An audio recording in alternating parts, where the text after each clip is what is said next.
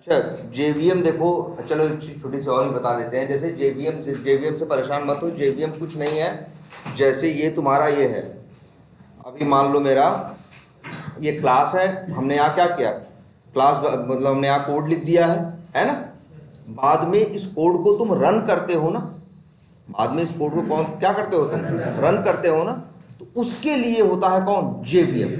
JVM बनता कैसे है, बनाता कौन है, याद करो, तुमसे जेडीके इंस्टॉल करवाया गया था ना। जब जेडीके इंस्टॉल करवाया गया था तो बताया गया था कि भैया जेडीके भी इंस्टॉल होगा और साथ में जेआरई भी इंस्टॉल होगा, जिसे जेडीके को बोलते हैं जावा डेवलपमेंट किट। उसी के अंदर होता है कौन, जेआरई, जावा रन टाइम इन्वायरमेंट। नाम में छुपा हुआ है, जावा लिखा हुआ है मतलब जावा से रिलेटेड है, रन लिखा है, रन टाइम मतलब ये ये इसकी जिम्मेदारी किसकी है, इसको चलाने या इसको रन करने की।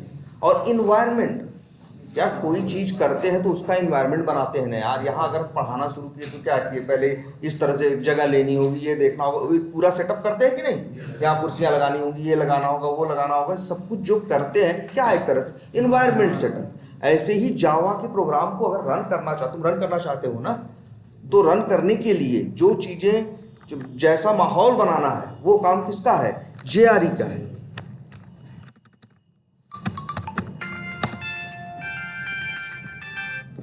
जिसे बोलते हैं जावा रन टाइम इन्वायरमेंट।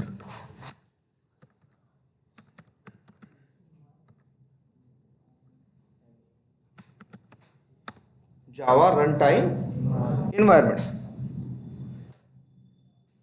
ठीक है। तो इसी का काम है। तो जानते हो कि करता क्या है। वैसे भी जब तुम करते हो ना, रन बटन पे क्लिक करते हो, तो तुम्हारे सिस्टम पे जो जेआरई होता है ना, उसी की ये जिम्मेदारी होती है क्या करना, वही जावा रन टाइम इन्वायरमेंट जो है, उसी की जिम्मेदारी होती है क्या बनाना, जेवीएम बनाना। जेवीएम क्या है, वो भी एक मान के चलो एक सिस्टम है, एक कंप्यूटर है, तभी नाम क्या है, जेवीएम, जावा वर्चुअल मशीन। कहीं ना कहीं हम लोग इस सिस्टम को क्या बोलते हैं, मशीन बोलते हैं। इसी सिस्टम के लिए हम लोग क्या वर्ड इस्तेमाल करते हैं, मशीन। तो वैसे ही जेवीएम क्या करता है, जावा वर्चुअल मशीन का मतलब यह है कि तुम्हारे लैपटॉप के ऊपर, तुम्हारे ये जो लैपटॉप है, इसके ऊपर एक नया जावा वर्चुअल मशीन बनाता है, और तुम्हारा प्रोग्राम रन होने के लिए उसी पे जाता है। अगर तुमसे कोई कहे ये जो तुम्हारा, अच्छा मान लो हम यहाँ अभी पिक्चर चलाएं, वीएलसी मीडिया प्लेयर ओपन करें और एक पिक्चर चलाएं, तो पिक्चर दिखाई देगी ना।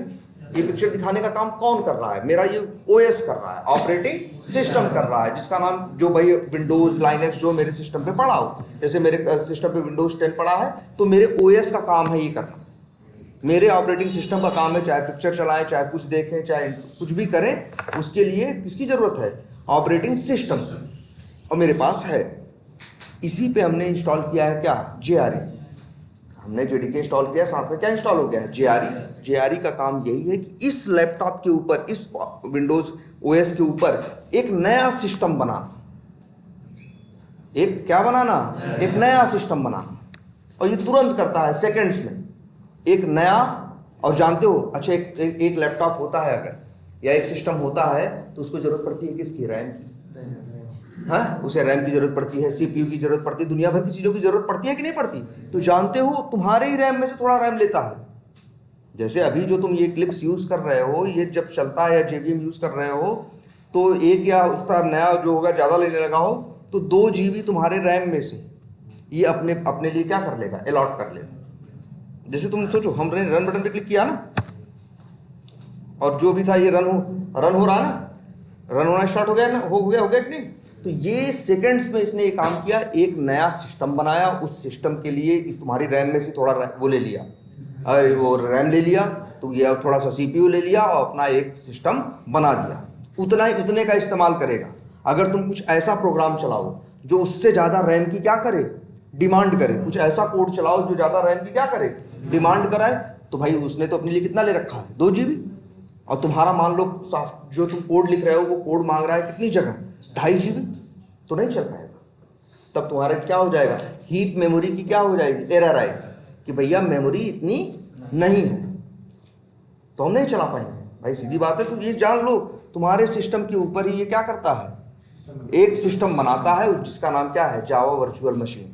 और तुम्हारा ये जो प्रोग्राम चल रहा है, चाहे हम प्रिंट कराएं चाहे जो कराएं, ये सारा रन होता है कहाँ, तुम्हारे ऑपरेटिंग सिस्टम पे नहीं, जो जावा वर्चुअल मशीन है उसके ऊपर। जावा के बारे में बात मिलेगी तुमको, जानते हो क्या, जावा लैंग्वेज जो है वो है प्लेटफॉर्म इंडिपेंडेंट। एक वर्ड है क्या, प्लेटफॉर्म। प्लेटफॉर्म का मतलब भी ऑपरेटिंग सिस्टम को कई करें, दुनिया में एक चीज कई नाम होते हैं, तो कई लोग इसी उसको ये ओएस सिस्टम को या ऑपरेटिंग सिस्टम बोलते हैं, कई लोग क्या बोलते हैं, प्लेटफॉर्म बोलते हैं, है ना। तो ये क्या करता है, ये जब भी तुम जावा के प्रोग्राम को रन करते हो तो तुम्हारा प्रोग्राम तुम्हारे सिस्टम पे रन नहीं होता, किस पे रन होता है, जेवीएम पे। और ये क्या है, प्लेटफॉर्म इंडिपेंडेंट है। प्लेटफॉर्म का मतलब क्या, ओएस। प्लेटफॉर्म इंडिपेंडेंट मतलब क्या होता है, आजाद। तो मतलब ये इस बात से फ्री है, स्वतंत्र है कि प्लेटफॉर्म या ओएस कौन है कौन नहीं है। जानते हो क्वालिटी क्या है, अगर हम यहाँ से जावा का कोड लिखें और इसको हम रन करें, जावा का कोड लिखें और इसको हम कंपाइल करें इस सिस्टम पे, किस पे, ये जो विंडोज है, और इसको हम जाके रन करें किस पे, लाइनक्स पे, तब भी ये चलेगा, तब भी ये चलेगा। ये नहीं कहेगा कि यार ये कोड तो विंडोज पे लिखा था अब लाइनक्स पे नहीं चलेगा, ऐसा कुछ भी नहीं करेगा। कहीं कोड लिखो कहीं चलाओ, तुम जावा के साथ ऐसा कर सकते हो। ये इसी क्वालिटी को क्या बोलते हैं, प्लेटफॉर्म इंडिपेंडेंस होना। इसी को क्या बोलते हैं, प्लेटफॉर्म इंडिपेंडेंस या प्लेटफॉर्म इंडिपेंडेंट। जिसके अंदर ये क्वालिटी है वो क्या है, प्लेटफॉर्म इंडिपेंडेंट है। जावा में ये क्वालिटी है। और क्यों है, वजह यही है, जेवीएम। आपके ऑपरेटिंग से भाई जब वो अब विंडोज पे चलाता तब ये कहता ना कि हमने विंडोज पे बनाया है, हम इसको कैसे लाइनक्स पे चलाएं। वो चलाने के टाइम पे उसको विंडोज या लाइनक्स से कोई मतलब होता ही नहीं है, वो तो अपना जावा वर्चुअल मशीन बनाता है और प्रोग्राम उसके ऊपर चलाता है ना। तो चलो, ये तो मान लो तुम्हारा कौन है, जेवीएम है। अच्छा, ये सिंपल सा कोड लिखा गया था क्लास में और इतना सब लोग सीख गए थे कि कैसे क्या करना है, ब्राउजर लॉन्च करना है, ब्राउजर लॉन्च करने के बाद कैसे यूआरएल ओपन करना है, इसके बाद कैसे यूजर नेम इनपुट करना है और कैसे पासवर्ड। कहीं ना कहीं हम जैसा करते हैं उसी की नकल है। सबसे पहले हमें क्या करना है, ढूंढना है। हम लोग क्या करते हैं, पहले ढूंढते हैं, फिर इसके बाद उसके ऊपर एक्शन परफॉर्म करते हैं। इसी वजह से देखो, ये जो ड्राइवर है जो किसका ऑब्जेक्ट है, क्रोम ड्राइवर। ड्राइवर के पास किसके ऑब्जेक्ट का एड्रेस है, क्रोम ड्राइवर का ना। तो फिर सिंपल सी बात है, ड्राइवर डॉट हमने मेथड कॉल किया। क्रोम ड्राइवर क्लास के अंदर एक मेथड है जिसका नाम क्या है, फाइंड एलिमेंट। इस मेथड को हम क्या करते हैं, कॉल करते हैं। और ये जब भी मेथड कॉल करते हो तो भाई हम तुम्हें पता है मेथड्स क्या मांगते हैं, आर्गुमेंट मांगते हैं कई बार और कई बार नहीं मांगते। जैसे इसमें देखो,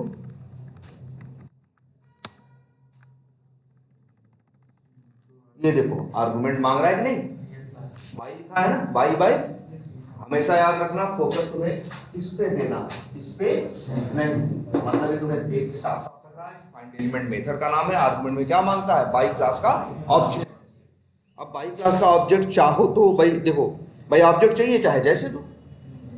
इसके अंदर तुमने एक बात देखी थी कि न्यू करके इसका ऑब्जेक्ट बन नहीं रहा था। लेकिन हाँ, तुमको एक बात और भी मिली थी कि बाई के क्लास के कुछ क्या थे, बाई क्लास है, इसके पास क्या है, स्टैटिक। बाई स्टैटिक मेथड भी तो हो सकते हैं क्लास के पास, इस क्लास के पास है। और इसके स्टैटिक मेथड इसकी क्लास का ऑब्जेक्ट क्या करते हैं, रिटर्न करके देते हैं।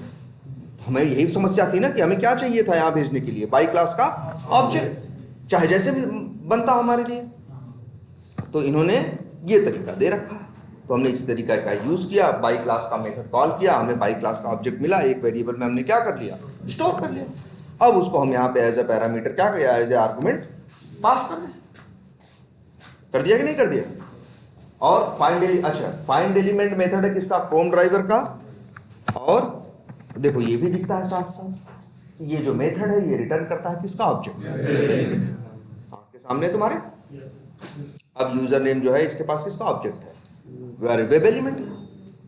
अगर यूजर नेम डॉट लगाओगे तो मेथड किसके आएंगे, वेब एलिमेंट के आएंगे। ठीक है। अब इसी का एक मेथड हमने यूज किया, क्या, सेंड कीज। और फिर क्या किया, एक और यूज किया। अच्छा, दूसरा फिर पासवर्ड में भी क्या किया हमने, सेंड कीज। और तीसरा इसके बाद हमने क्या किया, लॉगिन बटन पे क्या किया, क्लिक किया। इसके बाद लॉगिन होने के बाद हमने कैलेंडर पे भी क्या किया, क्लिक किया। और ये चार काम इसने देखो कर दिए। कैलेंडर भी ओपन है ना इस समय। इसने पहले यूजर नेम डाला, पासवर्ड डाला, लॉगिन बटन पे क्लिक किया, इसके बाद कैलेंडर दिखाई दिया। हाँ, अभी देखो, अब जैसे हाँ कैलेंडर पे जब हम क्लिक कर रहे थे तो देखो, अच्छे पहले याद रखो बाई क्लास के अंदर कई मेथड्स है ना, बाई क्लास के अंदर कई मेथड है, नाम देख लो, by dot class name, by dot CSS selector, by dot ID, by dot name, by dot character name, by dot expand, इस तरह से करके मेथड्स हैं। शायद एक ये एक्स की और है by dot link text, by dot partial link text. ये सारे के सारे मेथड स्टैटिक हैं। सामने देखो साफ साफ इसके ऊपर एस लिखा हुआ है। ये सारे के सारे मेथड क्या है, स्टैटिक है। वैसे एस लिखा हो चाहे न लिखा हो, भैया अगर क्लास का नाम लिखोगे डॉट लगाओगे तो क्या आएगा, स्टैटिक ही तो आएगा, और तो कुछ आ नहीं सकता। तो सारे स्टैटिक मेथड तुम्हारे सामने हैं, और ये इन मेथड्स को देखोगे, हर मेथड की यही क्वालिटी है कि आर्गुमेंट में ये क्या मांगते हैं, स्टेट, और रिटर्न करते हैं बाई क्लास का मेथड है ये, और बाई क्लास का ही ऑब्जेक्ट क्या करते हैं, रिटर्न। और ये कोई बहुत बड़ी बात नहीं, ये ऐसा है, तुम्हें ऐसा भी यूज करना है ना। जब भी तुम्हें बाई का ऑब्जेक्ट, अब बाई डॉट, अब देखो कई मेथड है, तुम्हें देखो कई मेथड है ना, ऊपर से लेके नीचे तक 2 4 6 8 मेथड है कि नहीं, 7-8 मेथड तुमको दिखाई दे रहे हैं। तो बस ये अब वैसे कोई भी यूज करोगे तुम्हें ऑब्जेक्ट मिलेगा किसका, बाई का, है ना। कोई भी यूज करोगे ऑब्जेक्ट किसका मिलेगा, बाई का। और ध्यान से देखो, आर्गुमेंट में स्ट्रिंग भेजना। अच्छा, अब कौन सा मेथड यूज करें, क्वेश्चन उठता है कि अब कौन सा मेथड हम यूज करें, ये डिपेंड करता है हमेशा। अच्छा ये बताओ, पहले कोड, मतलब अगर तुमसे हम ऑटोमेट करने के लिए कहें ऑटोमेट करो तो कर दोगे, पहले पूछोगे ना यार क्या ऑटोमेट करें, है ना, पहले तो पूछोगे ना, ऐसे थोड़ी कुछ भी ऑटोमेट करने लगोगे। तो पहले कोई रिक्वायरमेंट होगी ना, बताया जाएगा ना भैया ये करना है, ये करना है, ये करना है, तो उस चीज को पहले तुम अपने हाथ से, पहले ऐसा नहीं कोड लिखने लगोगे, सबसे पहले अपने हाथ से चला के देखोगे। जैसे मान लो हमसे कहा जाए कि ये क्या है, वी टाइगर सीआरएम एक क्या है, सीआरएम एप्लीकेशन है, एक सॉफ्टवेयर है जो क्या है, सीआरएम है। इसमें एक फंक्शनलिटी ये है कि जब भी कोई कस्टमर हमसे जुड़ता है तो अपने यहाँ उस कस्टमर का हम क्या बनाते हैं, अकाउंट बनाते हैं। जैसे जीमेल पे तुम जुड़ते हो तो जीमेल ने भी तुम्हारा अकाउंट बनाया है ना, फेसबुक पे तुम्हारा अकाउंट है ना, जो फेसबुक है उसको हम लोग क्या बोलते हैं, अकाउंट ना। तो वैसे ही इनके यहाँ एक फंक्शनलिटी है कि आप क्या कर सकते हो, अकाउंट बना सकते हो। जैसे मेरे पास मेरी कंपनी है, मेरे पास 100-200 एम्प्लॉई हैं, और मेरे हजारों क्या हैं, कस्टमर्स हैं, हजारों मेरे क्या हैं, हजारों लाखों मेरे क्या हैं, कस्टमर्स हैं। तो उन्हीं को मैनेज करने के लिए हमने ये सॉफ्टवेयर बनवाया है, और मेरे 100 एम्प्लॉई इसे क्या करते हैं, यूज़ करते हैं। जब भी कोई नया जुड़ता है तो उसके लिए यहाँ क्या बनाते हैं, वो अकाउंट बनाते हैं। कैसे बनाते हैं, पहले वो लॉगिन करते हैं। ये कौन कर रहा है, जो यूज करेगा। देखो दो चीज़ें होती हैं, यूज़र कौन कौन किसी बात करें, यूज़र, और यूज़र कौन होगा, मेरी कंपनी का एम्प्लॉय। जैसे मेरी कंपनी में 100 लोग हैं ना, हमने 100 बंदे रखे हैं अपनी कंपनी में, और फिर हमसे लोग जुड़ते हैं, तो जितने कस्टमर्स जुड़ते हैं उनका मेरी कंपनी क्या बनाती है, अकाउंट। ठीक है, तो पेपर पे काम नहीं होता, इसीलिए इन्होंने सॉफ्टवेयर बनवाया है। अब इसका तरीका क्या है, पहले लॉगिन करना है यूज़र को, यूज़र मतलब मेरी कंपनी का एम्प्लॉय, उसे लॉगिन करना है। लॉगिन करने के बाद जाना है, फिर जाना है कहाँ, मान लो मार्केटिंग में, फिर जाना है कहाँ, अकाउंट्स पे, मार्केटिंग, या फिर पहले क्या करें, मार्केटिंग पे क्या कर दें, क्लिक करें। एक रास्ता ये है कि हम सीधे क्या करें, मार्केटिंग पे क्लिक करें। अब मार्केटिंग क्या है, अब मार्केटिंग के अंदर ये क्या है, ये सब दिख रहा है ना। अब यहाँ पे देखो कि वैसे इसको क्या बोलेंगे। अब जैसे देखो मार्केटिंग का क्या है, पेज है। अब मार्केटिंग के अंदर कई चीज़ें हैं, क्या, campaign, account, contact, webmail, leads, है ना। तो यहाँ पे अकाउंट्स है ना, अकाउंट्स पे क्या करें, क्लिक करें। क्लिक करने के बाद अकाउंट का पेज क्या हो गया, ओपन हो गया। यहाँ आने के बाद देखो एक प्लस बटन है ना, इस पर क्लिक करें।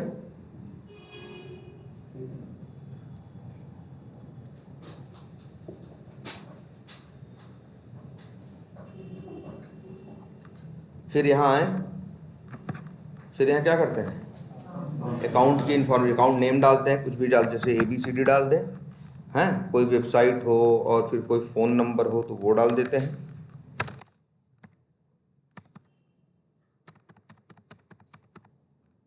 ठीक है, इस तरह से डाल देते हैं। जो इंफॉर्मेशन डालना हो वो यहाँ पे क्या करते हैं, इस तरह से करके सारी इंफॉर्मेशन भर के और इसके बाद इसे क्या कर देते हैं, सेव कर देते हैं। अकाउंट बन गया। ऐसी कंपनी में जो मेरे एम्प्लॉय होंगे इस CRM को यूज करके जो भी कस्टमर हमसे जुड़ रहा होगा उस कस्टमर की इंफॉर्मेशन क्या कर रहे होंगे, सॉफ्टवेयर में डाल रहे होंगे, तभी तो सर्विस दे पाएंगे, है ना। अब जैसे ये देखो ऐसे ही है ये, अब हमें ये करना है, तो हमें करना क्या है, पहले लॉगिन करना है। लॉगिन का कोड हमने लिख लिया है। अच्छा, इसके बाद हमने क्या किया है, कैलेंडर पे क्लिक किया है। तो कैलेंडर पे क्लिक करने की जरूरत है नहीं है। अच्छा, तुम्हें ये पता है ना, जो कुछ देखो, तो इतने कोड से क्या होगा ये बताओ, अगर इतना चलाएंगे तो क्या होगा, लॉगिन हो जाएगा और हम होम पेज पे पहुंच जाएंगे। मतलब हम कहाँ पहुंच जाएंगे, होम पेज। अब इस समय किस पेज पे है, होम पेज पे। अब हमें इसके बाद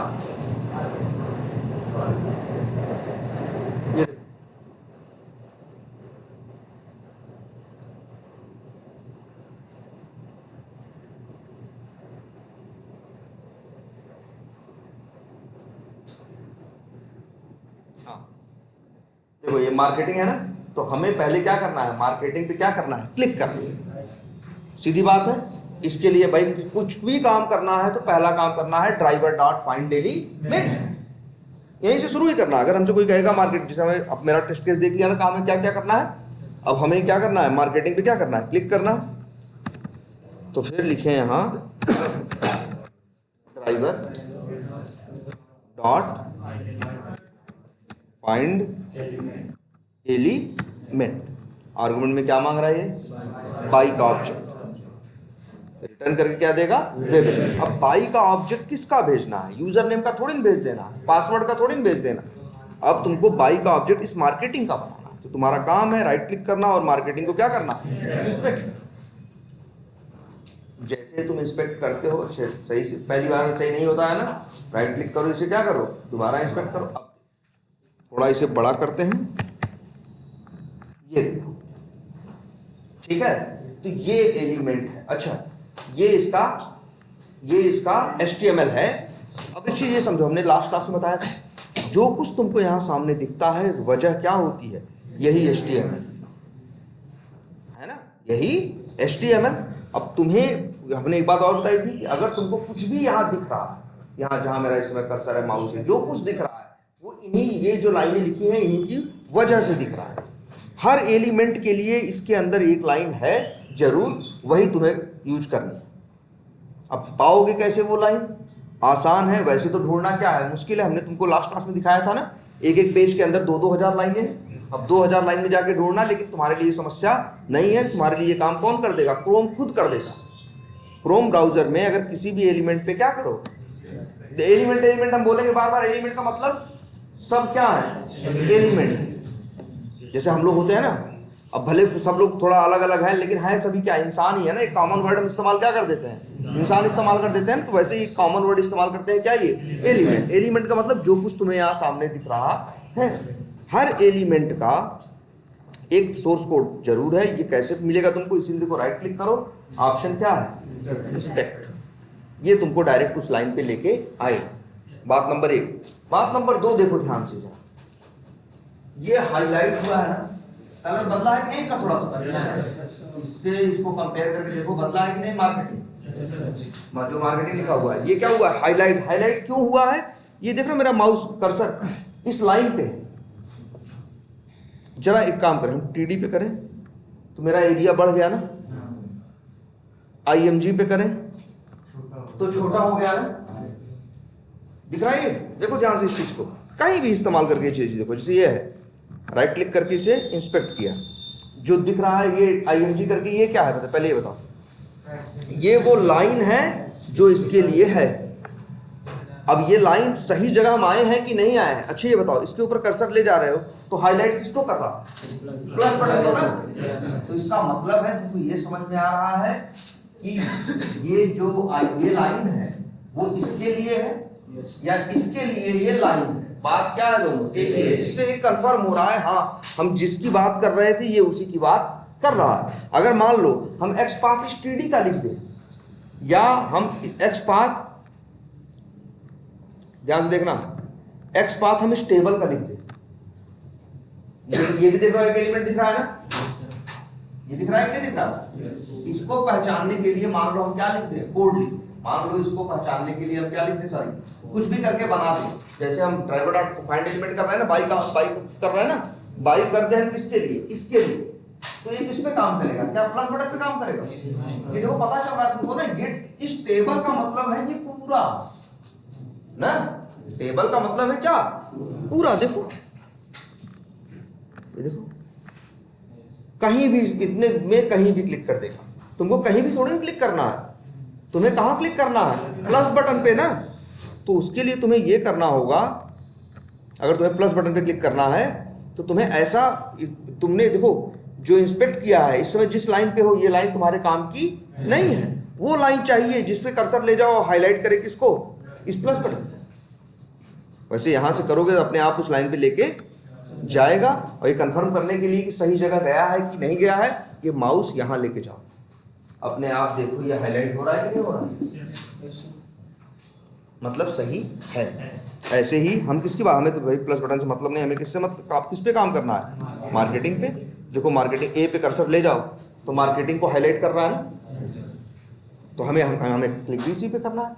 तो हम देखो जिस पे काम करना हो, राइट क्लिक करना, उसे क्या करना है? इंस्पेक्ट करना, डायरेक्ट उस लाइन पे लेके जाएगा, फिर वहां एक बार कर्सर ले जाना, वहां हाईलाइट करके दिखाएगा। और सही जगह अगर हाईलाइट कर रहा है मतलब तुम सही जगह पहुंच चुके हो।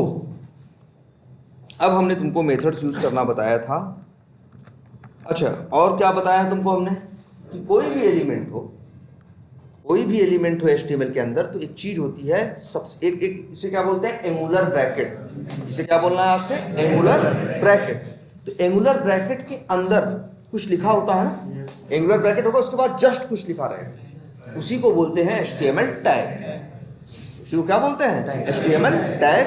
और इसके बाद तुमको चीजें पेयर में, जोड़े में दिखाई देंगी, ये बराबर ये बराबर ये सब क्या है?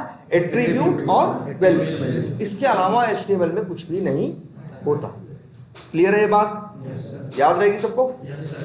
अब एक छोटी सी बात और समझो। तो अच्छा, टैग क्या एक ही टाइप का है? बहुत तरह के है ना। तुमने ए देखा है, TD देखा है, इनपुट देखा है, IMG देखा है। तुम जगह जगह जब करते हो तो देखते हो सबके क्या होते हैं? अलग अलग टैग होते हैं। और हर टैग का कुछ मतलब है स्पेशल, ऐसे नहीं कि फालतू टैग है। अगर बनाए गए हैं तो हर टैग का एक स्पेशल मतलब है। तो जैसा भाई जरूरत होती है वैसा डिजाइनर बनाता है। अब मान लो हम इसी की बात कर रहे हैं, ठीक है? इसका टैग क्या है? ए है ना, और यहाँ सामने मार्केटिंग दिख रहा है ना, जानते हो इसे क्या बोलते हैं?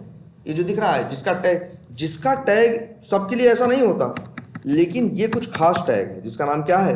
ए। जिसका टैग ए होता है उसे बोलते हैं लिंक, या फिर वर्ड क्या? हाइपर लिंक बोलते हैं, या क्या बोलते हैं इसे? Hyper link. कोई पूछे लिंक या हाइपर लिंक की पहचान क्या है, कोई तुमसे पूछे तो एक हाइपर लिंक है कैसे पहचानो, तो कहोगे भैया उसे इंस्पेक्ट करके देखेंगे, अगर उसका टैग ए है तो वो हाइपर लिंक है, नहीं तो नहीं। अब बात समझ में आ गई? और ये तो हो गया, तुमसे कोई पूछे कि अगर कोई कहे कि नहीं तुमको इंस्पेक्ट नहीं करना है, बिना इंस्पेक्ट किए अंदाजे से बताओ कौन हाइपर लिंक है और कौन नहीं है, तुम इंस्पेक्ट नहीं करना है ऐसे ही करके बताओ, तो तब भी एक होता है लिंक की पहचान। कि क्या अक्सर लिंकों के अंदर ये क्वालिटी होती है ना, जब लिंक पे कर्सर लेके जाते हो, ये देख रहे हो ये माउस कर्सर, अब ये एरो जैसा है ना, तीर जैसा, हम इस जीमेल बुक मार्केट पे ले गए और ये किसमें बदल गया? पॉइंटिंग हैंड में। इसे क्या बोलते हैं? Poynting hand. पॉइंटिंग हैंड में बदल जाए, अक्सर ब्लू कलर का हो, अक्सर क्या हो? ब्लू कलर का होता है अक्सर, और प्लस क्या होता है? माउस ले जाओ तो पॉइंटिंग हैंड में कन्वर्ट हो जाता है, और एक अंडरलाइन बन जाती है। बन गई कि नहीं बन गई? परमानेंट नहीं है, हटाओ, हट गई ना, ले गए, ले, ये जानते हो ये हाइपरलिंक है। लिंक की क्वालिटी होती है, कर्सर माउस ले जाओ तो पॉइंटिंग हैंड में कन्वर्ट हो जाता है, और अक्सर क्या हो जाता है, अंडरलाइन हो जाता है। इससे भी हम पहचान जाते हैं कि ये हाइपरलिंक है। लेकिन ऐसा हमेशा सही नहीं होता। कई बार ऐसा भी होता है कि दिखने में वो लिंक जैसा, दिखने में लिंक जैसा नहीं दिखता, लेकिन होता लिंक है। और कई बार दिखता है लिंक जैसा, लेकिन लिंक जैसा होता नहीं। इसीलिए अल्टीमेटली तुमको तो एकदम परफेक्ट तो ही पता चलेगा जब तुम उसे क्या करोगे, राइट क्लिक करके इंस्पेक्ट करोगे। अब जैसे ये जीमेल क्या लिखा हुआ है, जीमेल बुक मार्कलेट, इस पर राइट क्लिक किया और इसे क्या किया, इंस्पेक्ट किया। फिर से करते हैं, टैग क्या है इसका, ए है ना, तो ये लिंक है, चाहे लिंक जैसा दिखे और चाहे लिंक जैसा न दिखे। अल्टीमेटली पहचान यही है उसका, क्या, टैग। जैसे इसकी बात करें, ये प्लस बटन दिख रहा है ना, इसे राइट क्लिक करके इंस्पेक्ट करो, इसका टैग क्या है, ING है। ये नहीं है, साफ साफ लिखा हुआ है ये नहीं है, ये हाइपरलिंक नहीं है, ये लिंक नहीं है। तो लिंक पहचान लोगे अब से। जिस मार्केटिंग पे वर्क करना है हमने जब उसे राइट क्लिक करके इंस्पेक्ट किया तो हमने देखा उसका टैग क्या है, ए है, तो हम तुरंत जान गए ये क्या है, हाइपरलिंक है या लिंक है। अब देखते हैं मेरे पास क्या है। तुम्हें अच्छे बताओ, ड्राइवर डॉट फाइंड एलिमेंट करना है, मार्केटिंग को ढूंढना है, तो पहले तो बाई का ऑब्जेक्ट बनाना पड़ेगा ना। तो अब क्या लिखोगे, बाई डॉट करने पे बहुत से ऑप्शन आते हैं। इसी में एक ऑप्शन दिखता है बाई डॉट लिंक टेक्स्ट, दिख रहा है, नाम अच्छा सा बनाया है कि नहीं, बाई डॉट लिंक टेक्स्ट। ये मेथड तुम चाहो तो यूज कर सकते हो। नाम से क्या लग रहा है, लिंक से पता समझ में आ रहा है लिंक की बात कर रहा है। टेक्स्ट का मतलब जो उसके ऊपर लिखा होता है वही क्या होता है, टेक्स्ट। तो नाम क्या, कितना अच्छा रखा है, link text, link text. Argument में क्या मांग रहा है, स्ट्रिंग, और स्ट्रिंग में वही क्या मांग रहा है, लिंक का टेक्स्ट मांग रहा है, जिस लिंक पे तुम्हें काम करना है। और रिटर्न करके क्या देगा, बाई का ऑब्जेक्ट। तो बताओ भाई इस लिंक का टेक्स्ट क्या है, मार्केटिंग है ना, कुछ और लिखा है, मार्केटिंग लिखा है ना। तो बस बाई डॉट लिंक टेक्स्ट, और तुमको यहाँ स्ट्रिंग फॉर्मेट में भेज देना है क्या, लिंक टेक्स्ट, जो कि क्या है,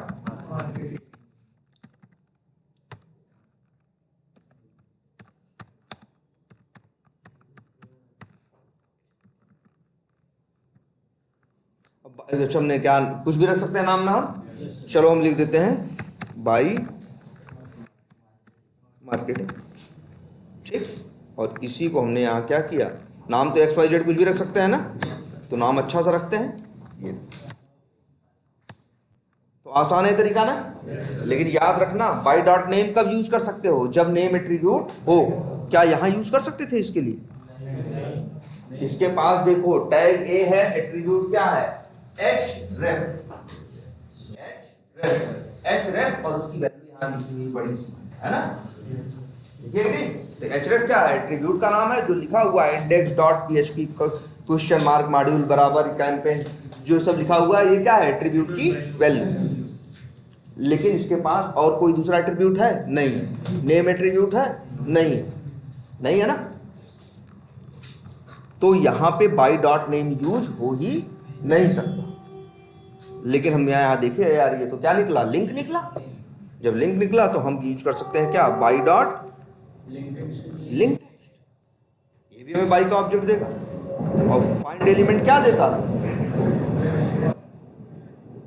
वेब एलिमेंट का ऑब्जेक्ट, लिख देते हैं WE मार्केटिंग।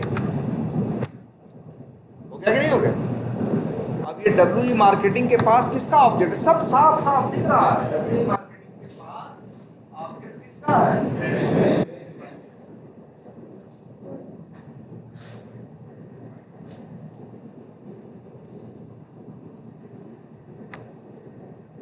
डॉट।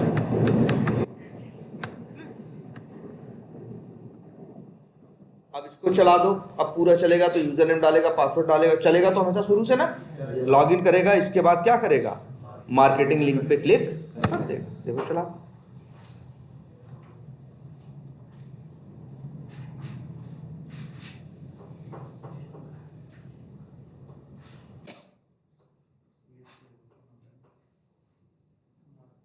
मार्केटिंग पे क्लिक कर दिया, मार्केटिंग का पेज ओपन हमारे सामने है। अब इसके बाद यहाँ एक बटन है, अच्छा नहीं, मार्केटिंग के बाद हमें किस पे क्लिक करना है, मान लो लीड्स। तो हम क्या करेंगे, राइट क्लिक करेंगे, इंस्पेक्ट करेंगे लीड्स को ना, जैसे मार्केटिंग में मान लो क्लिक कर दिया, और इसके बाद क्या करना है, लीड्स पे क्लिक करना है। तो राइट क्लिक करेंगे किसको, लीड्स को, और क्या करेंगे, इंस्पेक्ट करेंगे। अब यहाँ पे हमें क्या मिलेगा, अब देखो ये भी लिंक है, क्योंकि इसका भी टैग क्या है, स्मॉल ए है, याद रखना, ठीक है। और लिंक का टेक्स्ट क्या है, लीड्स है। इस पे भी काम करना है तो तरीका क्या है, एकदम सिंपल है। सबसे पहले तुम्हें क्या करना होता है, बाई का बनाना होता है ऑब्जेक्ट, बाई डॉट, यहाँ भी यूज कर लें क्या, लिंक टेक्स्ट, और लिंक टेक्स्ट क्या यूज कर लें, लीड्स। ये मिल गया हमें बाई का ऑब्जेक्ट, इसको लिख देते हैं बाई, और सॉरी हाँ बाई, इसको लिखते हैं बाई लीड्स, ठीक। और ड्राइवर डॉट फाइंड एलिमेंट और बाई लीड्स, और ये हमें मिल गया क्या, एलिमेंट, ये हो गया WE।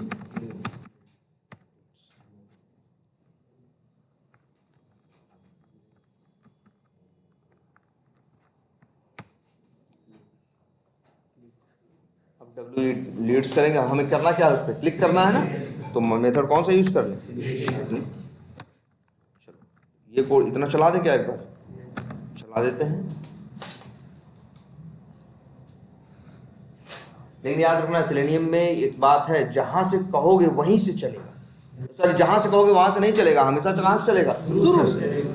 और अपना ब्राउजर हर बार खुद लॉन्च करेगा, कोई पहले से खुला ब्राउजर हो उसके ऊपर काम नहीं करेगा। उसमें ये नहीं कर सकते कि 2 लाइन चला लें, बस ये सोचो कि लास्ट की 2 लाइन चला लें, पहले वाली छोड़ दें, तो ये सेलेनियम में संभव नहीं। जावा सेलेनियम यूज करोगे तो हमेशा वो अपना ब्राउजर लॉन्च करके और फ्रेश काम करेगा, ठीक है। लेकिन एक जानते हो, एक टूल का नाम हमने बताया था इससे पहले ना, QTP या UFT, उसमें इक्वालिटी थी कि उसी लाइन से शुरू कर सकते थे, जहां से मन करे वहां से चलाओ, ठीक है।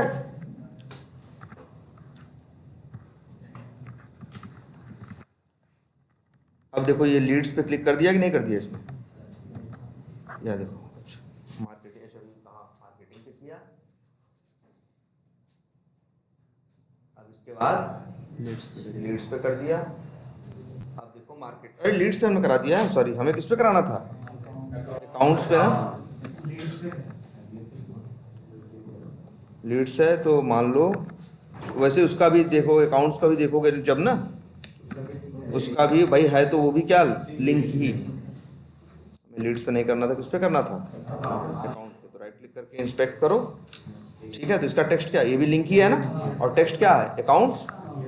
तो यहाँ पे लिख दें भाई क्या, by dot leads, by dot क्या लिख दें, अगर ये करेंगे तो किस पे क्लिक करेगा, अकाउंट्स। चलो तो क्या क्या खुल गया, अकाउंट्स का पेज। और इसके बाद यहाँ पे एक बटन है, आपको दिख रही होगी, कौन सी, प्लस बटन, ठीक है। राइट क्लिक, अब देखो इस पे क्लिक करना है, राइट क्लिक करो और क्या करो, इस पे। एरर दे रहा है, अच्छा हाँ एरर दे रहा है, थोड़ा बड़ा करते हैं कि तुम्हें प्रॉपर दिखाई दे। तो पहले इसको राइट क्लिक करके इंस्पेक्ट करते हैं। यहाँ मेथड्स हैं, और यहाँ देखो ये है, इसका इसी पे करना है ना, प्लस बटन पे। ये प्लस बटन इसीलिए है कि क्रिएट करना है, नया बनाना है, तो प्लस बटन पे क्लिक करके नया अकाउंट बनाओ। देखो इतना अच्छा चिन्ह दिया है प्लस, कि कुछ जोड़ रहे हो ना, नया आदमी जुड़ रहा है तुमसे ना, तो उसके लिए नया क्या बना रहे हो तुम, अकाउंट, इसीलिए इन्होंने चिन्ह क्या दिया, प्लस। बहुत से लोग कुछ लिख देते हैं, क्रिएट अकाउंट या कुछ भी, इन्होंने क्या किया, प्लस बटन, और इससे हमें समझ में आ गया कि यहीं से हो रहा है। तो राइट क्लिक करके हमने क्या किया, इंस्पेक्ट किया, और ये भी है कर्सर लेके जाओ तो बता भी रहा है ना, क्रिएट अकाउंट। तो है भाई, देखो जो आदमी इसको यूज करेगा वो इंजीनियर थोड़ी ना होगा। जो यूज करेगा सॉफ्टवेयर वो तो नॉर्मल क्या होगा, एक कोई अकाउंट्स का बंदा होगा, कहीं कोई बंदा होगा, हर तरह के आदमी होंगे ना जो सॉफ्टवेयर को क्या करते हैं, यूज करते हैं ना। तो यूज करने में उतना ईजी होना चाहिए, ईजी टू अंडरस्टैंड होना चाहिए। ये तो दुनिया के कोई भी सॉफ्टवेयर हो उसके अंदर ये क्वालिटी होनी चाहिए, क्या, वो ईजी टू अंडरस्टैंड होना चाहिए। अगर इस्तेमाल भाई इस्तेमाल करने के लिए थोड़ी कोई पढ़ाई करेगा, है ना।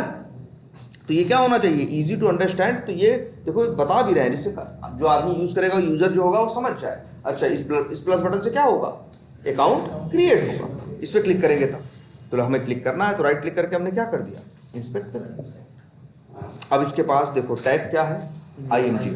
ए इसका टैग है, नहीं है ना। अच्छा, क्या इसके पास नेम एट्रीब्यूट है,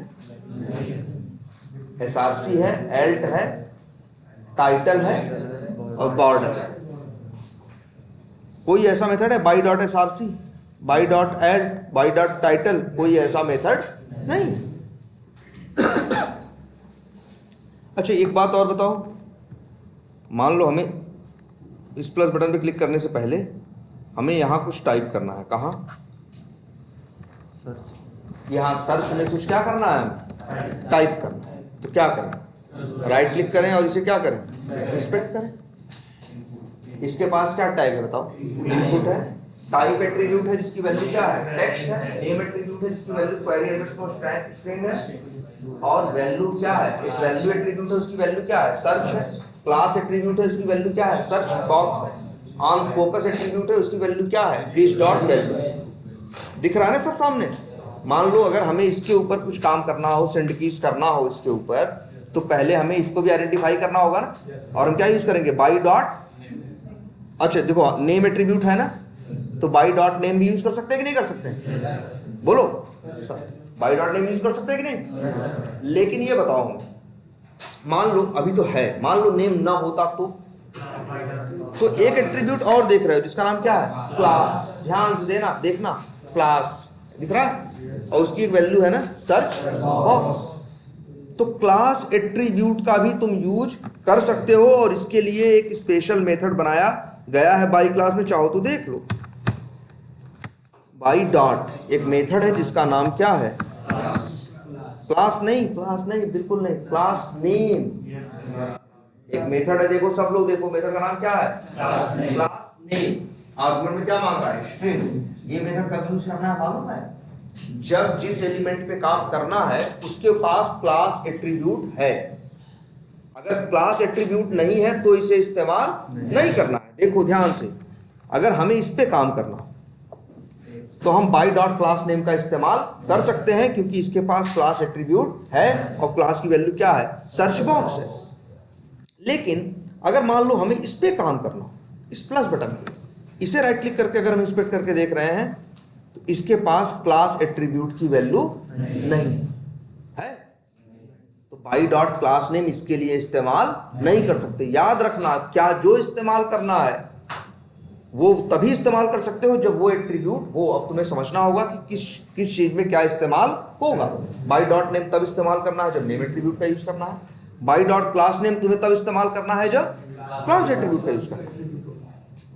ठीक है, तो किसी के लिए होगा और किसी के लिए नहीं होगा। नहीं होगा तो इस्तेमाल नहीं कर पाओगे। जैसे ये बटन दिख रही है ना, यहाँ फाइंड दिख रही है ना, इस पे जरा राइट क्लिक करके इंस्पेक्ट करो।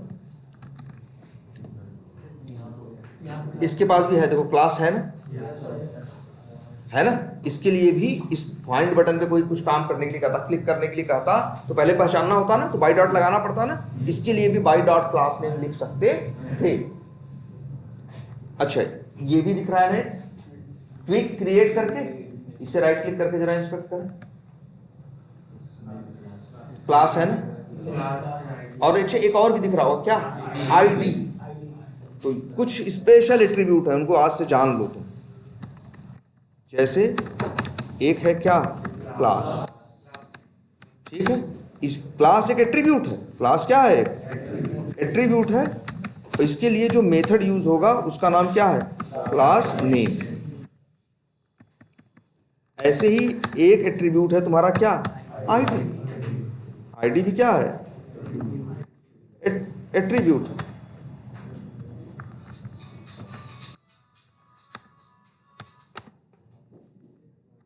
ये देखो, इसके लिए जो मेथड है, इसके लिए मेथड बाई क्लास का कौन सा मेथड है, क्लास नेम बाई डॉट क्या यूज करते हो तुम, क्लास नेम, और इसके लिए बाई डॉट आईडी। अगर एक एट्रीब्यूट और होता है नेम, नेम भी एक एट्रीब्यूट है ना, इसके लिए क्या यूज करते हो, बाई डॉट नेम, है ना। और ये तो 3 एट्रीब्यूट का केस है। और अगर किसी का टैग क्या हो, ए हो, तो उसके लिए यूज करोगे क्या, बाई डॉट लिंक। ये 4 जान गए हो ना।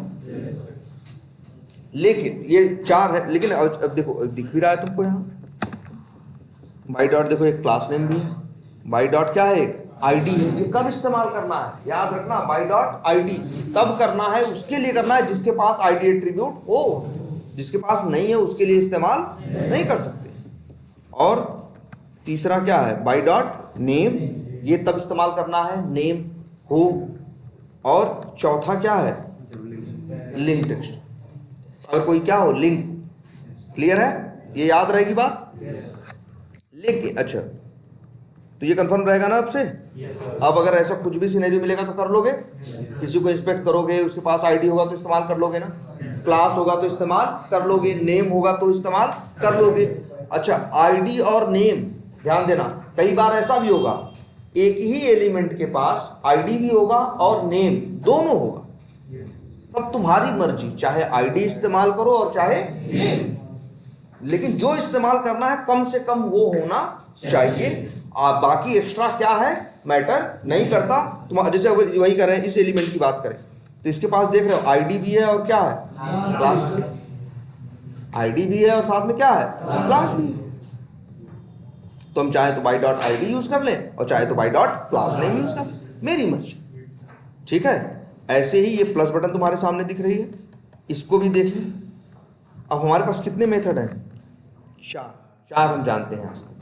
लेकिन हमें जिस पे काम करना है, इसको सामने, ये तुम्हारे सामने दिख रहा होगा, जिस पे हमें काम करना है, इसके पास सिर्फ क्या है, ध्यान से समझना, टैग है, फिर क्या है, एसआरसी है, एल्ट है, टाइटल है, बॉर्डर। पहली चीज देखते हैं, टैग क्या है, आईएमजी। टैग ए नहीं है तो बाई डॉट लिंक टेस्ट इस्तेमाल कर सकते हैं, नहीं कर सकते। नेम एट्रीब्यूट इसके पास है, नहीं है तो बाई डॉट नेम भी नहीं चलेगा। आईडी है, नहीं है तो बाई डॉट आईडी भी नहीं चलेगा। क्लास है, नहीं है तो बाई डॉट क्लास नेम भी नहीं चलेगा।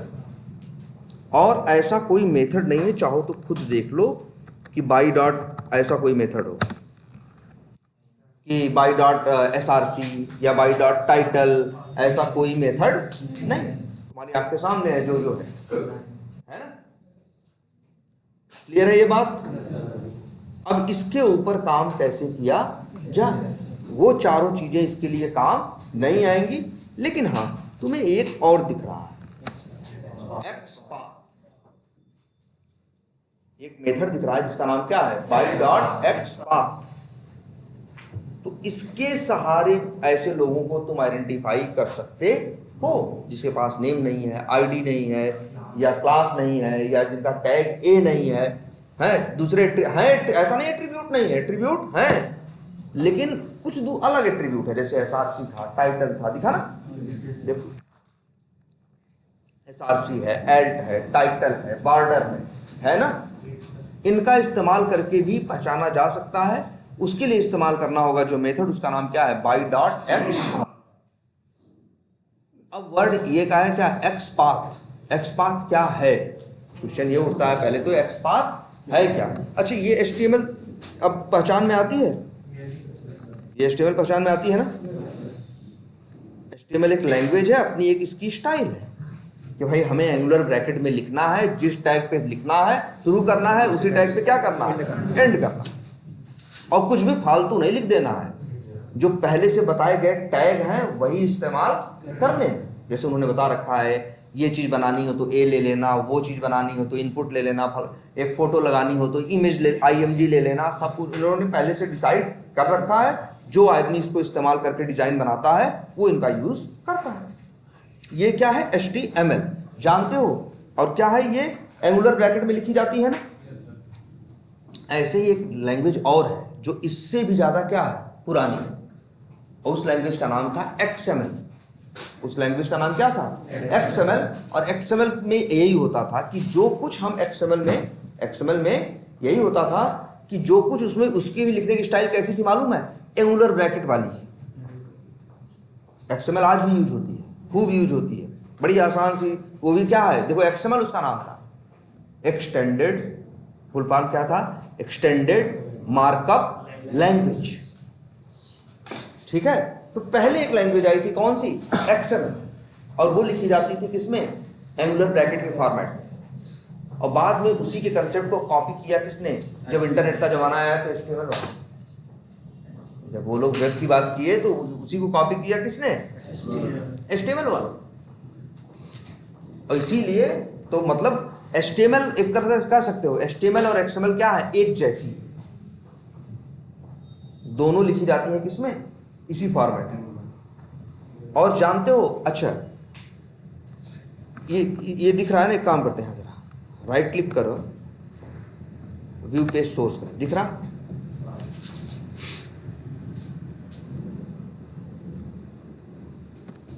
ऐसे ये सब टेढ़ा बड़ा दिख रहा है ना। कोई चीज कहीं लिखी है ना, जैसे ये लिखा है या ये लिखा है ना, ये कहाँ है पूरे पेज में? किसी जगह पे है ना, पूरे पेज में किसी जगह पे है ना। तो वो रास्ता, ध्यान समझना, हमें काम किस पे करना है बताओ? अच्छा, हमें अपनी जरूरत, तुम अपनी जरूरत देखो तो क्या है, हमें नहीं किसी बटन वटन पे काम करना है ना, उसके लिए कोड कहाँ है? इसी HTML में है कि नहीं है? अब ये देखो, ये चीज मतलब कोई भी चीज यहाँ पे है ना, ये कहाँ है? कैसे ढूंढते हो किसी चीज को? तो जैसे इतने लोग यहाँ बैठे हो, है ना, यहाँ इतने लोग बैठे हो, तो कोई पूछे कि कोई चीज कहाँ, कोई चीज का कौन कहाँ बैठा है, तो नेम से, हाँ नेम से, या मान लो कोई आदमी आता है ढूंढने, तो ढूंढ सकता है ना तुम्हारी नेम से, या किसी भी बात से, तुम्हारी किसी पोजीशन से तुमको क्या कर सकता है? वो ढूंढ सकता है ना। जैसे मान लो तुम वहां बैठे हो, तो तुम्हारा जाने, अब अगर तुम्हारे तक पहुंच, तुमसे किसी को बात करनी है, कोई तुम्हारा पता बता दे कि भाई कमरे में घुसना, जाना, पहली वो दूसरी क्या उठाना है, दूसरे कॉलम में जाना है, और उसकी किसमें जाना है? दूसरी रो में, पहले नंबर पे जो बैठा है वही आदमी है। तो क्या बता दिया गया? रास्ता बता दिया गया ना, वो कहाँ है कहाँ नहीं है ना। तो ऐसे ये जो फॉर्म है ये भी है कहीं न उसी में, याद रख लेना। HTML शुरू कहाँ होती है? HTML टैग से। अक्सर शुरू कहाँ से होती है? HTML से। और HTML के अंदर होता है हेड, और होता है क्या? बॉडी के अंदर भी कुछ होता है, कुछ उसके अंदर होता है, ऐसे है ना। कोई चीज कहीं पड़ी है तो उसकी भी एक लोकेशन, जैसे यहाँ पे ये बैठे हैं तो क्या लोकेशन है कि दूसरी रो, दूसरे उसमें जाओ, दूसरे कॉलम में जाओ, और दूसरे कॉलम की दूसरी रो में जाओ, और वहां पहले नंबर पे जाओ। तो ये इनका रास्ता हुआ ना। ऐसे ही हर एलिमेंट जो तुमको यहाँ दिखाई देता है, जो कुछ तुमको HTML में दिखाई देता है, यहाँ तक पहुंचने का एक रास्ता है। हर एलिमेंट तक पहुंचने का क्या है? एक रास्ता है, और उसी रास्ता को क्या कहते हैं? XPath। इसीलिए नाम क्या है? XPath। और ये ऐसा नहीं कि ये HTML के लिए बनाया गया, XPath नाम की चीज पहले ही आ गई थी, HTML से पहले, क्योंकि बनाया गया था किस लिए जानते हो? XML में से चीजों को ढूंढने के लिए। बाद में XML के कंसेप्ट को इस्तेमाल कर लिया इन लोगों ने, इस्तेमाल किया और बनाया क्या? HTML। तो वो जो टेक्निक ढूंढने की XML के लिए थी, वही काम आने लगी कहाँ? HTML के अंदर। और उस टेक्निक का नाम क्या था? XPath। नाम इसलिए XPath रखा गया था, XML पाथ नाम रखा गया था। क्या इसका? XPath ना। तो XPath क्या है? कोई चीज कहाँ है उसको ढूंढने की टेक्निक है ये, कैसे किसी को ढूंढना है। अब जैसे अच्छा हम इसकी बात करें, अच्छा ये समझते हो कुछ? जैसे ये एक चीज, जरा रिलेशन देखो, ये क्या लिखा है? HTML, HTML पे शुरू हुआ है ना, तो नीचे अंदर कहीं एकदम लास्ट में जाके देखोगे तो HTML पे क्या हुआ होगा? खत्म हुआ है कि नहीं हुआ है? बोलो, एक HTML पे शुरू हुआ है और HTML पे क्या हुआ है? खत्म हुआ है। उसके अंदर देखो जरा अच्छा क्या है, यहाँ देखो जरा, हेड पे शुरू हुआ है और हेड पे क्या हुआ है? खत्म हुआ है ना। नहीं तो चाहो तो उसको ऐसे फैला के देख लो। अब देखो, हमने बस वहां क्या किया, इस पे क्लिक किया। ये चिन्ह पहचानते हो? इस चिन्ह का मतलब अगर तीर ऐसे है, ध्यान देना, तीर अगर ऐसे है तो इसका मतलब है ये चीज क्या है? बंद है, क्लोज है, या एक वर्ड इस्तेमाल करते हैं क्या है? कोलैप्स्ड है। बिल्कुल, हम इस्तेमाल करते हैं क्या? कोलैप्स्ड। और अगर जब इस पे क्लिक करते हो ये एरो नीचे की तरफ हो जाता है, तब इसको बोलते हैं एक्सपैंडेड। क्या?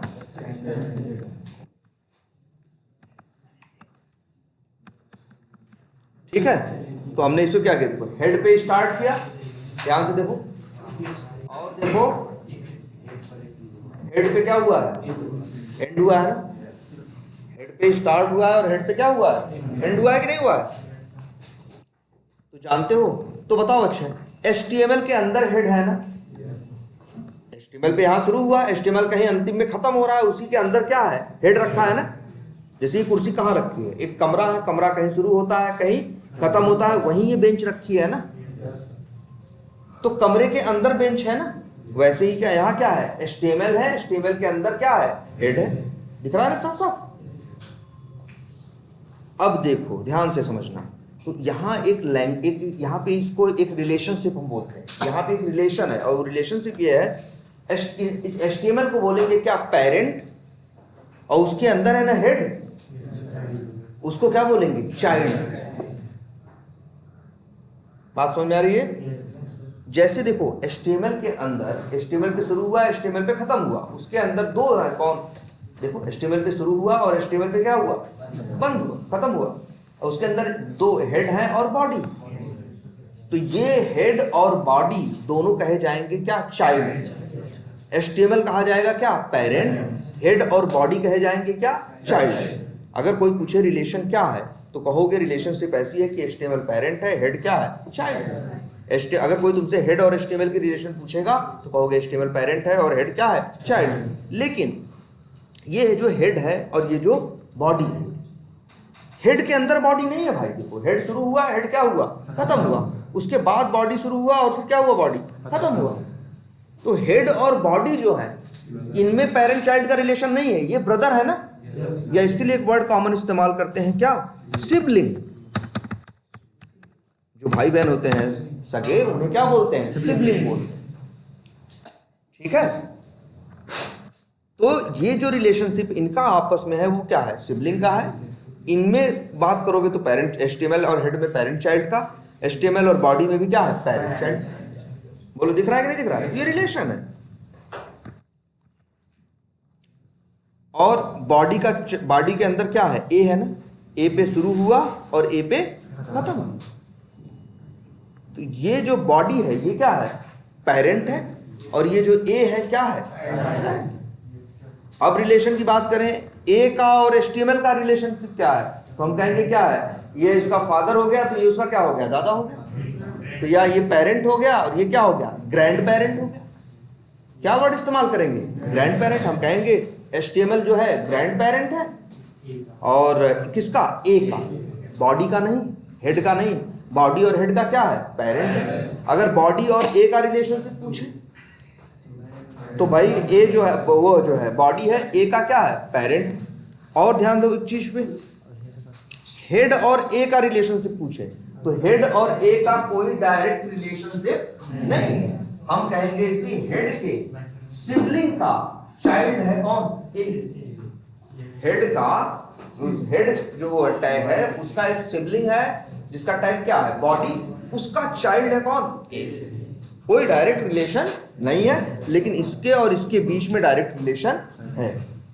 ठीक है, इतनी बात समझ में आती है? तो ये एक जनरल रिलेशनशिप है। तो तुम देखो अच्छे अच्छे और देखते हैं जरा। बॉडी है ना, बॉडी के अंदर क्या है? ए है ना। फिर देखो स्क्रिप्ट पे शुरू हुआ, और स्क्रिप्ट पे क्या हुआ, खत्म। ऐसे दिख रहा है ना, स्क्रिप्ट पे शुरू हुआ, स्क्रिप्ट पे क्या हुआ, खत्म। तो ये स्क्रिप्ट और ये स्क्रिप्ट, ये तीनों क्या है, सिबलिंग। तीनों क्या है, सिबलिंग। देखो जरा नीचे और पढ़ते हैं, और ये सब भी स्क्रिप्ट उसके क्या है, सिबलिंग। कई सिबलिंग है, ठीक है। और ये कौन है, IMG, ये भी क्या है, सिबलिंग। और फिर एक क्या दिख रहा है तुम्हें, टेबल। ध्यान से देखो, टेबल दिख रहा है कि नहीं। अब ये जो टेबल है ये भी क्या है, सिबलिंग है। अगल बगल दिखाई दे रहा है, देखने नहीं लग रहा सिबलिंग। अब देखो जरा ध्यान से, अगर हम इस टेबल को ध्यान से देखो, इसको देखो, ये अभी कोलैप्स्ड है, हमने इसे क्या किया, एक्सपैंड किया। अब ये क्या है, टेबल है ना। टेबल किसका चाइल्ड है, बॉडी का। अब टेबल का चाइल्ड कौन है, देखो टी बॉडी पे शुरू हुआ, टी बॉडी पे खत्म हुआ।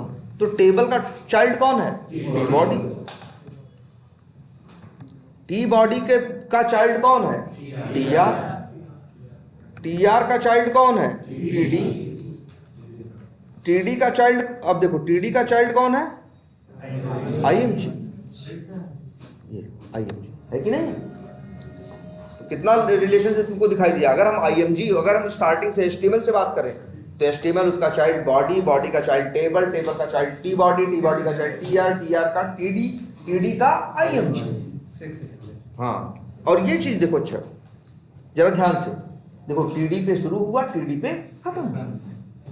अच्छा ये बताओ, जरा सोचो कि आखिर इन जो HTML या XML बनाने वाले थे, इन लोगों ने ऐसा क्यों यूज किया कि जिस टाइप पे शुरू करेंगे उस टाइप पे खत्म करेंगे। वो इसलिए, तभी तो पता चलेगा कोई चीज कहाँ शुरू हो रही है और कहाँ खत्म हो रही है। कोई ऐसा नहीं कोई किसी का चाइल्ड है, कोई किसी का चाइल्ड भी, कोई किसी का भी चाइल्ड नहीं है, एकदम प्रॉपर रिलेशनशिप है ना। जैसे देखो जावा में करली ब्रेसेस लगवाते हैं तुमसे ना, क्यों, इससे पता चले ना, बाउंड्री तो डिसाइड हो कौन सी चीज कहाँ तक है और कौन सी चीज कहाँ तक नहीं है। उसीलिए इन लोगों ने क्या, इस लैंग्वेज वालों ने करली ब्रेसेस नहीं यूज करके क्या यूज किया, ये नियम यूज किया, जिस टाइप पे शुरू करेंगे उसी टाइप पे क्या करेंगे, खत्म करेंगे। उसके अंदर जो होगा वो उसका चाइल्ड है ना। देखो TD पे शुरू हुआ, TD पे खत्म हुआ। ये देखो ये TR पे शुरू हुआ है ना। अब देखो TR पे क्या हुआ, खत्म। TR के अंदर 1 2, देखो एक TD, ऐसे बंद करो,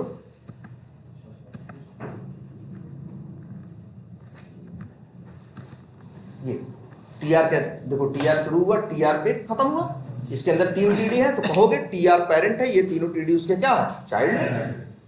जो उसके अंडर में है, जो उसके अंदर है, वो उसके क्या है, चाइल्ड। ये रिलेशनशिप याद रहेगी कोई भी चीज की। अच्छा जरा ये इस रिलेशनशिप का यूज करते हैं। मान लो अच्छा हमें इसी को आइडेंटिफाई करना, इसे, इसी वी टाइगर CR या जीमेल बुक मार्कलेट को करें, किसको करें, जीमेल बुक मार्कलेट को। चलो कहाँ से पहुंचेंगे जरा देखते हैं, शुरू से हम कुछ कर नहीं रहे। देखो यहाँ क्या लिखा है, HTML के 2 चाइल्ड, हेड और बॉडी। तो देखते हैं जरा, ऐसे लिखते हैं सब। देखो इस कैसे लिखना है, एक चिन्ह यूज करना है, क्या, स्लैश, इसे क्या बोलते हैं, स्लैश। तो लिखो स्लैश HTML लिखा। क्यों लिखा HTML, यूं ही नहीं लिख दिया, क्योंकि लिखा है क्या, HTML के 2 चाइल्ड, हेड और बॉडी। मेरा एलिमेंट किसके अंदर है, बॉडी के अंदर है ना। तो हमने लिखा, देखो ध्यान से, HTML स्लैश यूज करना है, फिर लिखा क्या, बॉडी। इसके बाद इसके कई चाइल्ड हैं, बॉडी के कितने चाइल्ड हैं, कई चाइल्ड हैं। एक चाइल्ड है जिसका नाम क्या है, टेबल है ना। तो जिसका टैग क्या है, टेबल, तो लिखा स्लैश टेबल। चाइल्ड का एक टैग, उसका टेबल का एक चाइल्ड है कौन, टी बॉडी, तो लिखा स्लैश टी बॉडी। आगे देखते हैं, फिर टी बॉडी का एक चाइल्ड है कौन, TR। हम क्यों यूज कर रहे हैं इसको, क्योंकि इसी TR के अंदर है। मेन चीज कहाँ है, हम इसको पहचानना चाहते हैं, हम इसको पहचानना चाहते हैं इसको। और ये बताओ, ये कहा, देखो टेबल हाईलाइट हो रही है ना यार, देखो नीला रंग आ रहा है कि नहीं, हाईलाइट हो रहा है कि नहीं, बोलो। अगर टेबल पे, तो टेबल सही जगह, सही टेबल पे हम जा रहे हैं कि नहीं, क्योंकि मेरा जीमेल बुक मार्कलेट उसी टेबल के अंदर है। फिर उसके अंदर ये टी आर, हाँ सही जगह है यार। अब फिर टी आर के, इसीलिए देखो यहाँ पे लिखा होगा हमने टी आर। अब टी आर के कितने चाइल्ड हैं? 3। कौन कौन है भाई? देखो T D T D T D, 3 T D है इसके ना। पहले पे कर्सर ले जाओ, ये इस एरिया को हाईलाइट करना है ना। क्या इसके अंदर जीमेल बुकमार्कलेट है? नहीं है ना, तो ये तुम्हारी जगह नहीं। दूसरे पे ले जाओ, इस पे, इसमें भी इसके अंदर दिखाई दे रहा है? नहीं। तीसरे में दिखाई दे रहा है ना। तो हमें यहाँ क्या लिखना है? स्लैश टी डी, लेकिन स्लैश टी डी लिखोगे तो जानते हो इस टी आर के कितने बच्चे हैं? 3। अब तुम मुझसे बुलाओगे कि बच्चे को बुलाओ, तो हमेशा किसको ले आएगा? बड़े वाले को बुलाते हैं। मतलब कौन बड़ा वाला? कौन है? टी डी है ना जो पहले है। ये उससे छोटा है, ये उससे छोटा है ना। मतलब है तो तीनों क्या है? तीनों ही चाइल्ड हैं, लेकिन सबसे किसको बुलाएगा? बड़े वाले, पहले वाले को। जबकि तुम्हें काम किससे है? तीसरे वाले से ना। तीसरे से काम है ना। तो देखो इसको कैसे लिखेंगे? टी डी से काम नहीं है सिर्फ टी डी। और देखो हमने क्या लगाया है? स्क्वायर ब्रैकेट ना, और लिखा क्या? 3। हमें तीसरे से काम। जब तुम्हें काम हो तो बताओगे ना कि आपके बच्चे से, आपके तीसरे लड़के से काम। लड़के से काम कहोगे तो वो पहले को भेज देगा।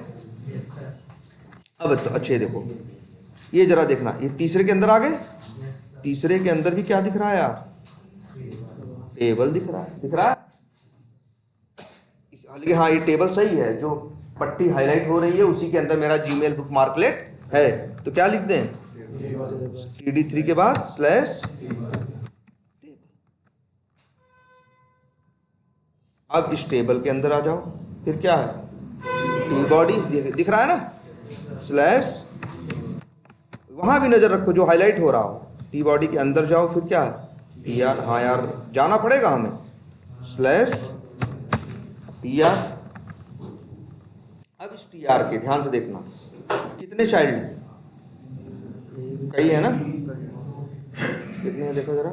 अच्छा, कई है, लेकिन एक चाइल्ड है। पहला चाइल्ड कौन है? देखो जरा इस टी आर का। और इसी के अंदर तो है ना मेरा।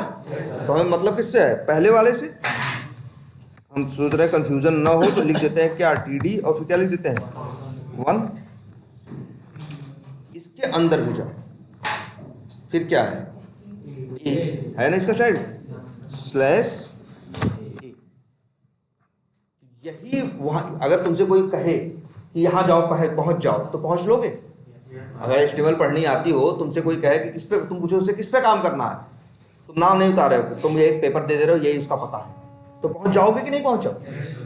पहले देखोगे HTML तो HTML पहुंचोगे, फिर बॉडी में पहुंचोगे, फिर टेबल पहुंचोगे, फिर टी बॉडी में, फिर TR में, फिर तीसरे TD में, तीसरे TD के अंदर फिर एक टेबल है, टेबल के अंदर TR है।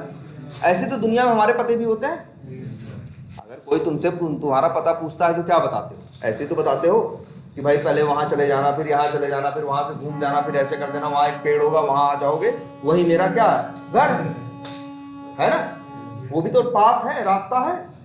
ये भी क्या है? पाथ है। बस ये लोग, ये स्टाइल है इनकी बताने की, स्लैश स्लैश करके। स्लैश बताता है क्या? जो बाएं साइड है वो पेरेंट, और जो दाएं साइड है वो चाइल्ड। जरा एक काम करते हैं, तो ये है, इसी को क्या बोलते हैं मालूम है? इसी को बोलते हैं क्या? X path. यही एक्स पाथ। एक्स पाथ का मतलब क्या है? जिसकी तुम बात कर रहे हो उसका उसके पास तक पहुंचने का रास्ता। नाम एक्स पाथ रखा क्योंकि XML या HTML के अंदर ये क्या करता है? ये का रास्ता के अंदर का रास्ता बताता है, इसलिए लोगों ने नाम क्या रखा है इसका? X path. हम लोग जैसे नहीं बताते, कहते हैं गूगल मैप, गूगल पाथ, तो वो बताता है ना हमें, ऐसे जाओ, फिर ऐसे जाओ, फिर ऐसे जाओ, फिर ऐसे जाओ, फिर ऐसे, और हम पहुंचते हैं कि नहीं पहुंचते? सेम वैसे ये भी। और हमने तुम्हें बता दिया है रास्ता ढूंढना कैसे। अब ये रास्ता सही है, सही जगह, सही जगह को पॉइंट कर रहा है कि नहीं, ये अगर वेरीफाई करना चाहते हो तो ये जो कॉपी किया है एक्स पाथ लिखा है, इसे क्या कर लो? कॉपी। आ जाओ अपने, हाँ, इसके अंदर कहीं भी क्लिक कर दो, और इसके बाद करो Ctrl F। तो देखो ये आ गया ना। देखो ध्यान से, फिर से हटा रहे हैं, कहीं अंदर क्लिक करो, फिर लिखो क्या, कंट्रोल F, अपने आप आ गया ना। जो एक्स पाथ लिखे हो उसको यहाँ पे लिखो, तो ये बताता है कि आपका एक्स पाथ सही है या नहीं, गलत है, किसको ढूंढ रहा है और किसको नहीं ढूंढ रहा। देखो आ गया ना, पीले रंग से बता कर दिया ना। ये कह रहा है कि जो आपने लिखा है वो इसके लिए, और वो सही जगह सही चीज को पॉइंट कर रहा है कि नहीं, ये जानने के लिए कर्सर लेके जाओगे तो हाईलाइट करके दिखा रहा है, और तुम देख रहे हो सही जगह है, तो मतलब तुम्हारी तलाश क्या हो गई, पूरी हो गई। ऐसे ही है ना। यही एक्स पाथ, जो यही जो लिखा गया है, यही क्या है, एक्स पाथ। एक्स पाथ कुछ नहीं है, एक्स पाथ बस ये है कि HTML के अंदर चीजों को ढूंढा कैसे जाए, उसका क्या तरीका हो, तो वही तरीका क्या है, एक्स पाथ, जो बताता है उसके अंदर उसका रास्ता। क्लियर है ये। और इस एक्स पाथ के लिए एक वर्ड और इस्तेमाल करते हैं, एक वो, ये एक्स पाथ है कैसा, एब्सोल्यूट एक्स पाथ।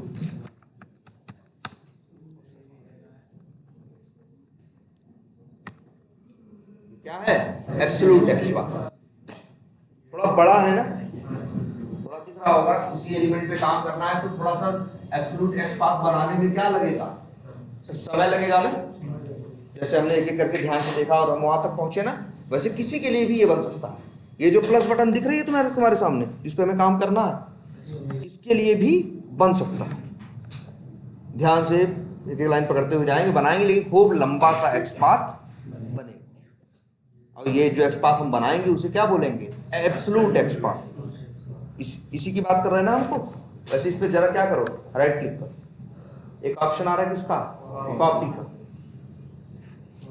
यहां पे एक आ रहा है copy full x path. Copy कर लिया, पेस्ट करो यहां जरा,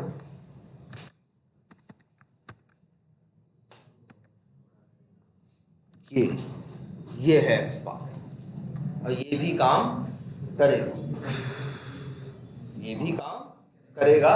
ये एक्स पाथ किसका, उस प्लस बटन का।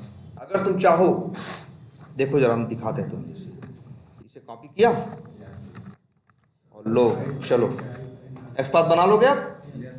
ये एब्सोल्यूट एक्स पाथ वैसे तो तुम खुद से बना सकते हो, और वैसे ही क्लिप्स गूगल क्रोम जो है तुम्हें ये फीचर अपनी तरफ से एक्स्ट्रा देता है कि चाहो तो राइट क्लिक करो और क्या करो, कॉपी में जाओ, और यहाँ मिलेगा कॉपी फुल एक्स पाथ। ये क्लिक करोगे अपने आप एक्स पाथ आ जाएगा, उसे जहां चाहो पेस्ट कर लो। अब हमें किस पे काम करना है भाई, इसी प्लस बटन पे ना। तो हमने क्या लिखा, बाई डॉट, भाई हमारे पास नेम आईडी तो है नहीं, हमने सोचा कि यूज करेंगे क्या, एक्स पाथ। तो यूज किया क्या, by dot x path. X path copy कर लिया है ना हमने, उसे हमने उठा के क्या कर दिया, पेस्ट कर दिया। ये देखो, और यहाँ लिख देते हैं, बाई का ऑब्जेक्ट बनेगा ना, लिख देते हैं बाई क्रिएट बटन, चलो जो भी है कुछ भी नाम रखते हैं। और इसके बाद driver dot find element by dot, sorry क्या, बाई क्रिएट बटन। ये क्या मिल गया हमें, वेब एलिमेंट का ऑब्जेक्ट, लिख दें WE क्रिएट, नाम तो कुछ भी रख सकते हैं ना, बिल्कुल। और फिर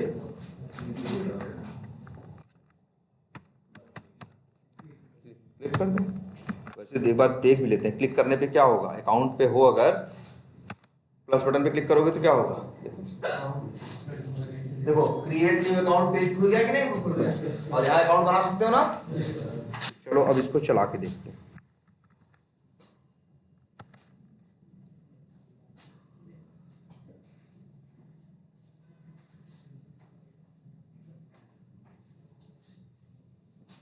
तुमने एक्स पाथ देखा ना, और जो एक्स पाथ देखा उसका नाम क्या है, एब्सोल्यूट एक्स पाथ। देखो सही से काम कर रहा है कि नहीं, प्लस बटन पे क्लिक कर दिया तो मतलब सही से काम कर गया।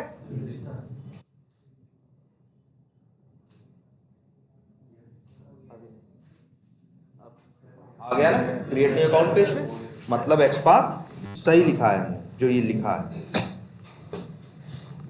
इसके सहारे। और कैसे काम कर रहा है, कोई बहुत बड़ा काम नहीं है, बस ये जा रहा है, ये जो by dot x path method है क्या कर रहा है, तुम्हारा एक्स पाथ ले रहा है, जा रहा है अंदर, ढूंढ रहा है कहाँ पहुंच रहा है? पहले HTML पे जा रहा है, HTML का एक चाइल्ड बॉडी है, उसके पास पहुंच रहा है, बॉडी के पास कई चाइल्ड है, उसमें चौथा जो टेबल, उसके पास कई टेबल है, जो चौथी टेबल है वहां जाना था तो क्या लिखा? टेबल 4। टेबल 4 के पास कहाँ पहुंचा? टी बॉडी में। टी बॉडी के पास कहाँ पहुंचा? TR2 में। TR2 का मतलब दूसरे TR में।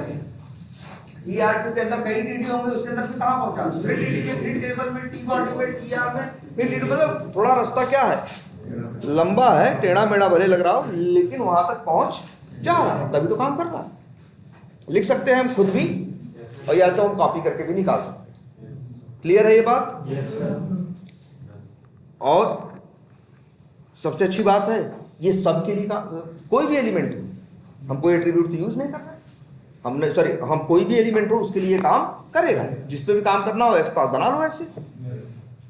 ये समझो कुछ ऐसा है कि जैसे मान लो तुमने हमसे फोन किया, पूछा सर यहाँ का एड्रेस बता, ठीक ठीक, अब फिर क्या हुआ, तो हमने तुमसे कहा ठीक है, हमने पूछा कहाँ से आते हो, तो तुमने बता दिया सर कि मान लो हम जौनपुर से आते हैं। आपने बोला आप कहाँ से आ रहे हैं? जौनपुर से आ रहे हैं। तो हम कहे अच्छा ठीक है, एक काम करो, कॉपी ले लो और वो पेपर ले लो, हम बता रहे हैं कैसे आना है।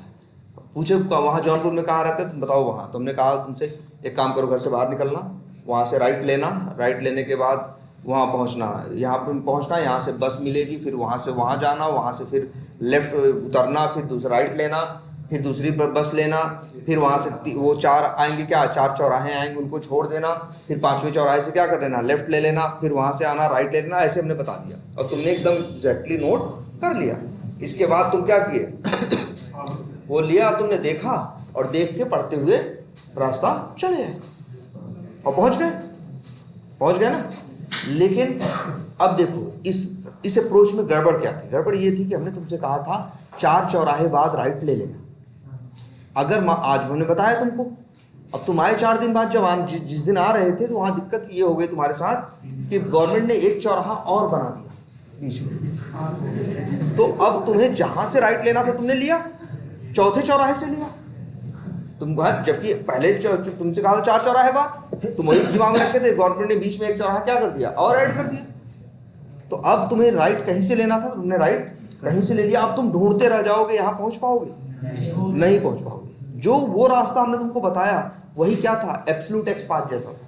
हमने तुमको एब्सोल्यूट पाथ बताया था कि वहां से निकलो, ऐसे करो, वहां से राइट लो, वहां से लेफ्ट लो, ऐसे करो, ये करो, वो करो, वो करो, और यहाँ पहुंच जाओ। तुम पहुंच सकते थे, लेकिन अगर एक चौराहा कम कर दे सरकार, या एक चौराहा ज्यादा कर दे, तो तुम्हें पहुंचना कहीं और है और पहुंच कहीं और जाओ, और सही जगह पहुंच नहीं पाओगे। सेम वही रिस्क यहाँ भी है। ये जो XPath इतना लंबा सा हमने लिख दिया है, ये काम तो कर रहा है, लेकिन अगर डिजाइनर या डेवलपर ने फ्यूचर में जरा सा भी चेंज किया, जैसे अभी तुमसे बोल रहा है ना ये XPath, कहाँ जाओ, चौथी टेबल में, कल को डेवलपर एक टेबल और जोड़ दे तो चौथा कोई और हो जाएगा ना। या डेवलपर एक क्या कर दे, एक टेबल गायब कर दे, भाई इसको जरूरत पड़ी, क्लाइंट ने बोला, उसने एक टेबल क्या कर दी, HTML में से गायब कर दी, तो अब तो तुम गलत टेबल में जाके ढूंढेगा ना, तो उस एलिमेंट को पाएगा नहीं पाएगा। इसके साथ दिक्कत यही है, ये बड़ा क्या है, रिस्की है बड़ा। इसके लिए एक वर्ड इस्तेमाल करेंगे, क्या है, फ्रेजाइल है। फ्रेजाइल का मतलब होता है, जैसे कांच के सामान क्या होते हैं, फ्रेजाइल होते हैं। फ्रेजाइल का मतलब जो तुरंत टूट जाए, जरा सा भी वो टूट जाए। वैसे ये भी है जो तुम्हारा लिखा गया XPath है, ये बहुत ज्यादा, इसके लिए वर्ड वो यूज करो, या एक वर्ड और इस्तेमाल करते हैं, क्या है, अनस्टेबल है। जरा सा भी कुछ चेंज होगा, ये काम करना क्या कर देगा। इसीलिए हम इसको यूज जनरली नहीं करते, लेकिन ये है, यही होता है एब्सोल्यूट XPath। कहीं तक पहुंचने में जिस एलिमेंट पे काम करना है, वहां से तक स्टार्टिंग से लेके एंड तक पूरा रास्ता बता दो, तो वही क्या है, एब्सोल्यूट XPath। लेकिन साथ दिक्कत ये है कि जरा सा भी कुछ इधर उधर चेंज करेगा डेवलपर, ये काम करना क्या कर देगा, बंद कर देगा। जैसे हमने तुमको बताया कि तुमको ऐसा एड्रेस दे देते, तो पता चला अगर कुछ भी जरा सा भी चेंज कर दिया गवर्नमेंट ने, तुम यहाँ पहुंच ही नहीं पाते, है कि नहीं। अच्छा, तुम क्या करते हो तब, तुमसे कहा जाए कि बताओ, अरे हम पूछे तो आप तुमको, अगर तुमको ऐसे बता लेंगे, तुमको अगर सर ऐसे मत बताओ, सीधा सीधा बताओ किस जगह है, तो तुम उस जगह को तुम पूछोगे उस जगह के एट्रीब्यूट्स बताओ। क्या बताओ? उस जगह के एट्रीब्यूट्स। कि शहर का नाम क्या है ना? शहर का नाम बता दो, मार्केट का नाम बता दो, और मार्केट में कहाँ है, ये 3 बात बता दो। इतनी बात मत बताओ कितने चौराहे पड़ेंगे कितने नहीं पड़ेंगे, वो जितने पड़ेंगे हम देख लेंगे। वो जो पाथ था वो कैसा पाथ था? रिलेटिव। वही पाथ कैसा था? रिलेटिव। अब हमको उसको तुम्हें ये पता है कि भदोही में जाना है, मोड़ में जाना है, वहां पुलिस चौकी के सामने है ना। तो तुम क्या करोगे? अब तुम्हें ये नहीं 4 चौराहा पड़ेगी, 100 चौराहा पड़ेगी, 10 चौराहा, तुम्हें पहले भदोही पहुंचना है, भदोही के बाद तुम्हें मोड़ पहुंचना है, और मोड़ में पुलिस चौकी ढूंढनी है, और उसी के सामने तुम्हें पहुंच जाना है। तो ये जो पाथ है, ये जो पाथ है, इसी पाथ के लिए नाम इस्तेमाल होता है क्या? रिलेटिव। ये एक्स पाथ क्या बोलते हैं इसे? Relative x path. और हम हमेशा यही यूज करने की कोशिश करते हैं। समझ रहे हो? हम तुमको यही बताते हैं कि नहीं? कभी तुम्हें नहीं बताते इतने चौराहे से घूमो, उतने चौराहे से घूमो। ऐसे बताएंगे तो हमें पता है कि यार ये रास्ता होता है, आज काम करे और कल काम ना करे।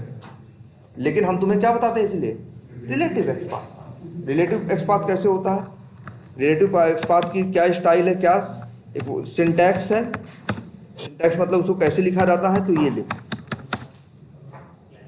डबल स्लैश से स्टार्ट किया जाता है। किससे? Double slash. और इसके बाद लिखा जाता है क्या? Tag name. इसका टैग नेम जिस पे काम करना, फिर स्क्वायर ब्रैकेट, फिर एट द रेट, और फिर एट्रीब्यूट का नाम, और फिर इक्वल टू सिंगल कोट्स के अंदर एट्रीब्यूट की वैल्यू। ये स्टाइल है। देख, इस तरह से जब लिखोगे तो रिलेटिव एक्स पाथ बोला जाएगा, जो हमेशा डबल स्लैश से शुरू होता है। और जो स्लैश से शुरू होता है, और सिर्फ स्लैश स्लैश सिंगल स्लैश ही होते हैं जिसके अंदर, इसको क्या बोलते हैं? Absolute x path. ये भी काम करता है, ये भी काम करता है, लेकिन इसके साथ दिक्कत ये है इस ऊपर वाले के साथ कि ये यार आज काम कर रहा है कल काम करेगा, इसकी गारंटी नहीं है। कहीं थोड़ा सा भी चेंज आएगा तो काम करना क्या कर देगा? बंद कर देगा, क्योंकि ढूंढ ही नहीं पाएगा। दोनों की जिम्मेदारी है ढूंढना। हाँ, भदोही में अगर 2 मोड़ रहे हैं तो भी कुछ बताएंगे कि पहले वाले मोड़ पे या दूसरे वाले मोड़ पे, या 10 किलोमीटर दूर है, या जो उत्तर है जो पूरब है, ऐसा थोड़ी ना एक ही जगह 2 मोड़ रहे हैं, है ना। हाँ, पुरानी मोड़ तो देखो तब भी शायद कुछ क्या है नया है, अलग है ना, तब भी कुछ है। तो मतलब कुछ ना कुछ ऐसा बता देंगे ना कि तुम यहाँ पहुँच जाओ। अल्टीमेट गोल क्या है? कि तुम्हें यहाँ पहुँचाना। ठीक है, तो एक तो तरीका ये है, और दूसरा तरीका ये। ये देखो कैसे लिखे हैं। इसी एलिमेंट की हम बात करें, किसकी बात कर रहे हैं? प्लस बटन की बात कर रहे थे ना। अकाउंट्स पेज पे थे, अकाउंट्स पेज पे किसकी बात कर रहे थे? Plus button. तो राइट क्लिक किया, इंस्पेक्ट किया, कर दिया। अब देखो इसका टैग नेम क्या है? IMG। टैग नेम क्या है? IMG। तो कैसे लिखेंगे इसको? इसका एक्स पाथ देखो, यही इसी को देखो, डबल स्लैश लिखेंगे और फिर टैग नेम क्या है? फिर स्क्वायर ब्रैकेट ऐड दी। अब फिर इसके पास 1 2 3 4 एट्रीब्यूट है ना। चारों में से हम जो यूज करना चाहे कर सकते हैं। चलो, हम SRC भी है, एल्ट भी है, और फिर मान लो हमें एल्ट या टाइटल भी है, हमें टाइटल यूज करना हो तो टाइटल की वैल्यू देखो हमने कैसे, देखो कैसे हम लिखना अवॉइड करो, कॉपी करो, नहीं तो लिखने में कई बार गलतियां हो जाती है। इसलिए हमने क्या किया? डबल क्लिक किया। तो बस पूरा मत कॉपी करना, सिर्फ ये अक्षर क्रिएट अकाउंट। देखो स्टाइल में एट द रेट, कौन सा एट्रीब्यूट यूज कर रहे हैं हम? टाइटल। तो लिखेंगे एट द रेट टाइटल। हो गया कि नहीं? यही एक्स पाथ, इसी को क्या बोलेंगे? रिलेटिव। ठीक है। और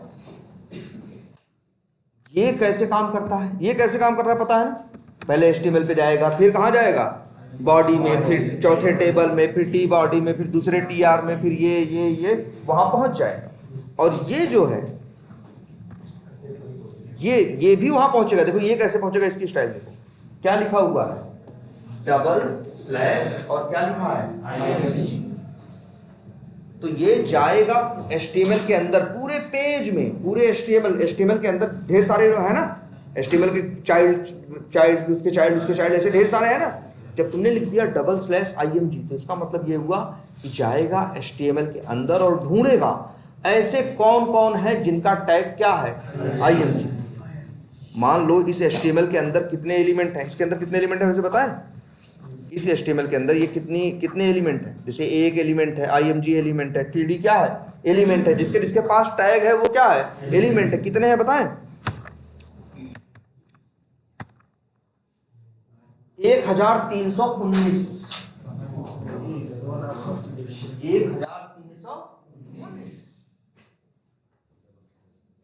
1319 है, उसमें से प्लस का रास्ता हमने लिखा है ये है ना, और लेकिन वहीं तक पहुंचने का एक रास्ता ये भी है जो बहुत छोटा है, देख रहे हो, आसान दिख रहा है, और इसके और बेनिफिट्स बता दो। ये कैसे काम करता है, पहले पढ़ेगा डबल स्लैश IMG, पूरे HTML के अंदर कितने लोग रह रहे हैं, 1319 लोग, तो 1319 में से जाके ढूंढेगा किसका टैग क्या है, IMG।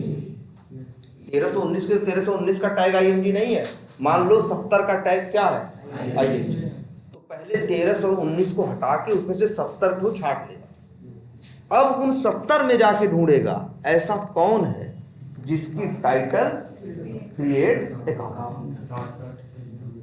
अकाउंट डॉट है। अब उन 70 में से मैच करेगा, जिसका मैच कर जाएगा वहां पहुंच जाए। यही क्या है, रिलेटिव एक्सपांड। इसको ये मतलब नहीं है कि चौथे टेबल में है कि 5वें टेबल में, इसको क्या मतलब है, सिर्फ डबल स्लैश IMG @ जिसे तुम पूछते हो कि सर शहर का नाम बताया, मार्केट का नाम बता दो, बस आप क्या कर दो, मार्केट का नाम बता दो, हम पहुंच जाएंगे ना। नेम मार्केट, इस मार्केट के नेम एट्रीब्यूट की वैल्यू दो, हम क्या करेंगे, यहाँ पे पहुंच लेंगे ना। तो वैसे ही कर रहे हो कि जिस पे काम करना है आप उसका कोई एट्रीब्यूट बताओ, टाइटल बता दो, हम पहुंच लेंगे। कैसे पहुंचना है, बस ऐसे। वैसे तुम कैसे पहुंचते, मार्केट का नाम बता देते तो तुम ढूंढते इंडिया में ये मार्केट कहाँ है।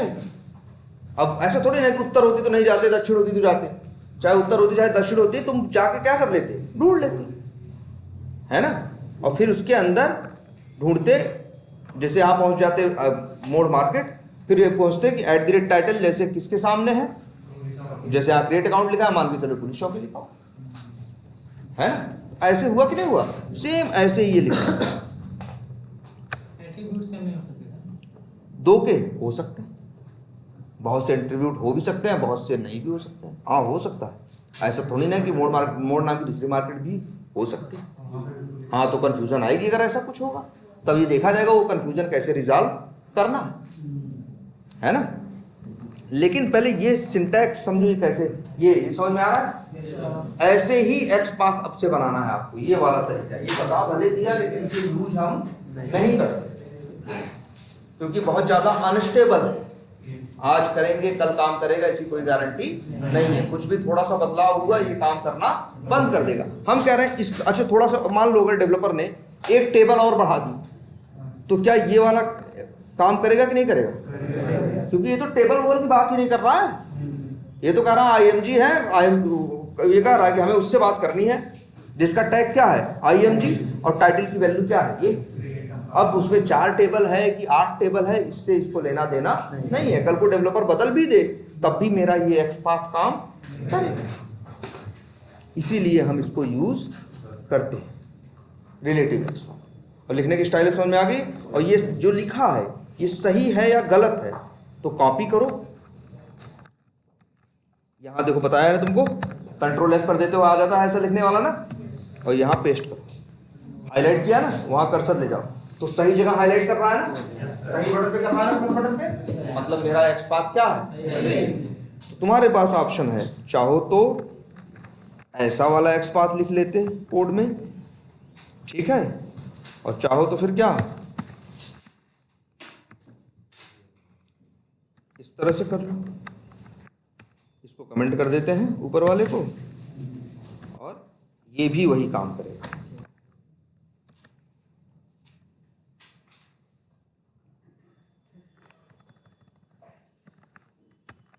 ये देखो बढ़िया है ना, छोटा है, आसान है और साथ ही साथ टिकाऊ है ना, स्टेबल है।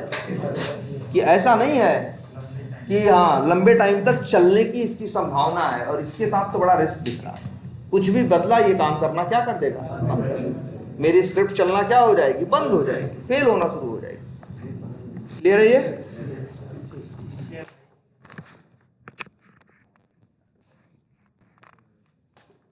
क्लियर है ये?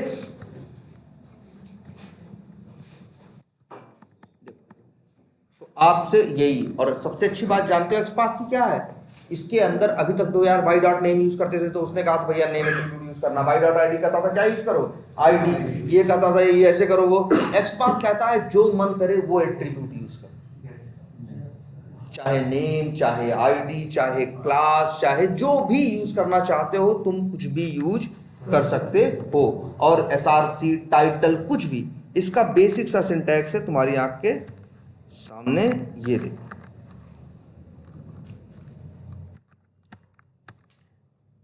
है ना।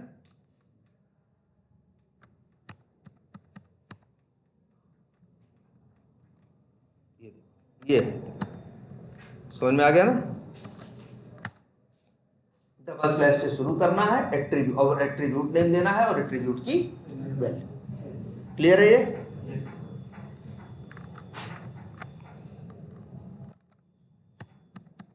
कंफर्म है ये? अब कैसे काम, ये कैसे, अच्छा इसमें और इसमें तेज कौन होगा, कौन जल्दी ढूंढ लेता होगा, ये वाला या ऊपर वाला, रिलेटिव वाला या एब्सोल्यूट वाला?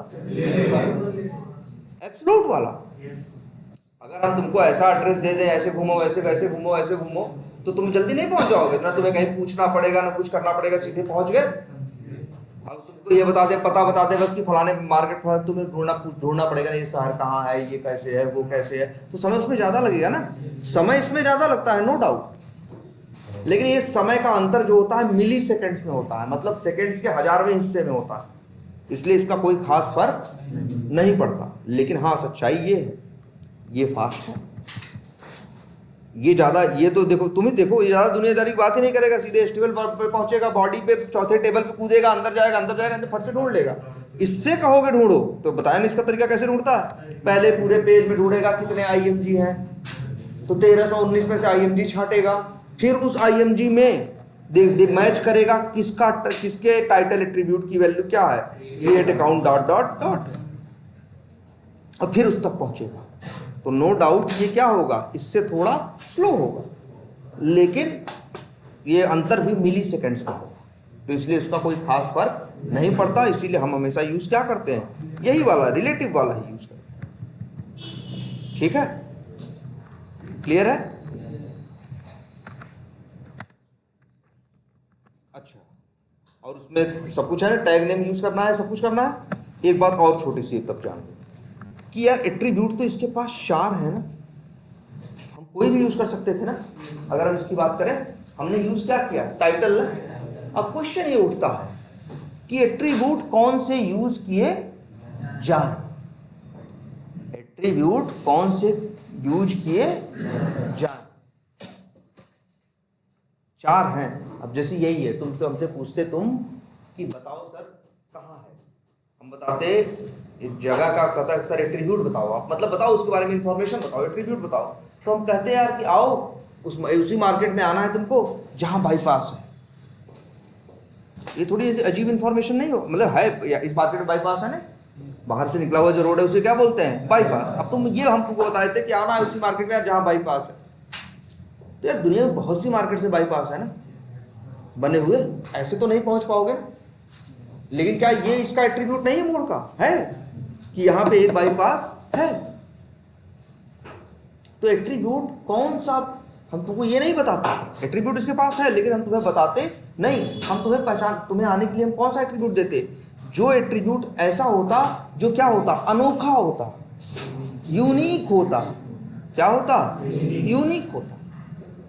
जैसे हम तुम्हें यहाँ का बता देते पोस्टल कोड 221406 जो यहाँ का है 221406, तो तुम आ जाते ना यहाँ पे, उस पोस्टल कोड के सारे जो पोस्ट कोड है यहाँ का, वो उस इंफॉर्मेशन से पहुंच जाते कि नहीं जानते?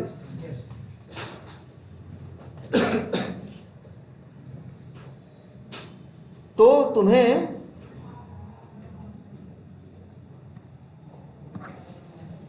वो इंफॉर्मेशन यूज करनी है जो क्या है, यूनिक है, जो अनोखी हो यहाँ के बारे में। जैसे यहाँ का पोस्टल कोड क्या है, यूनिक है।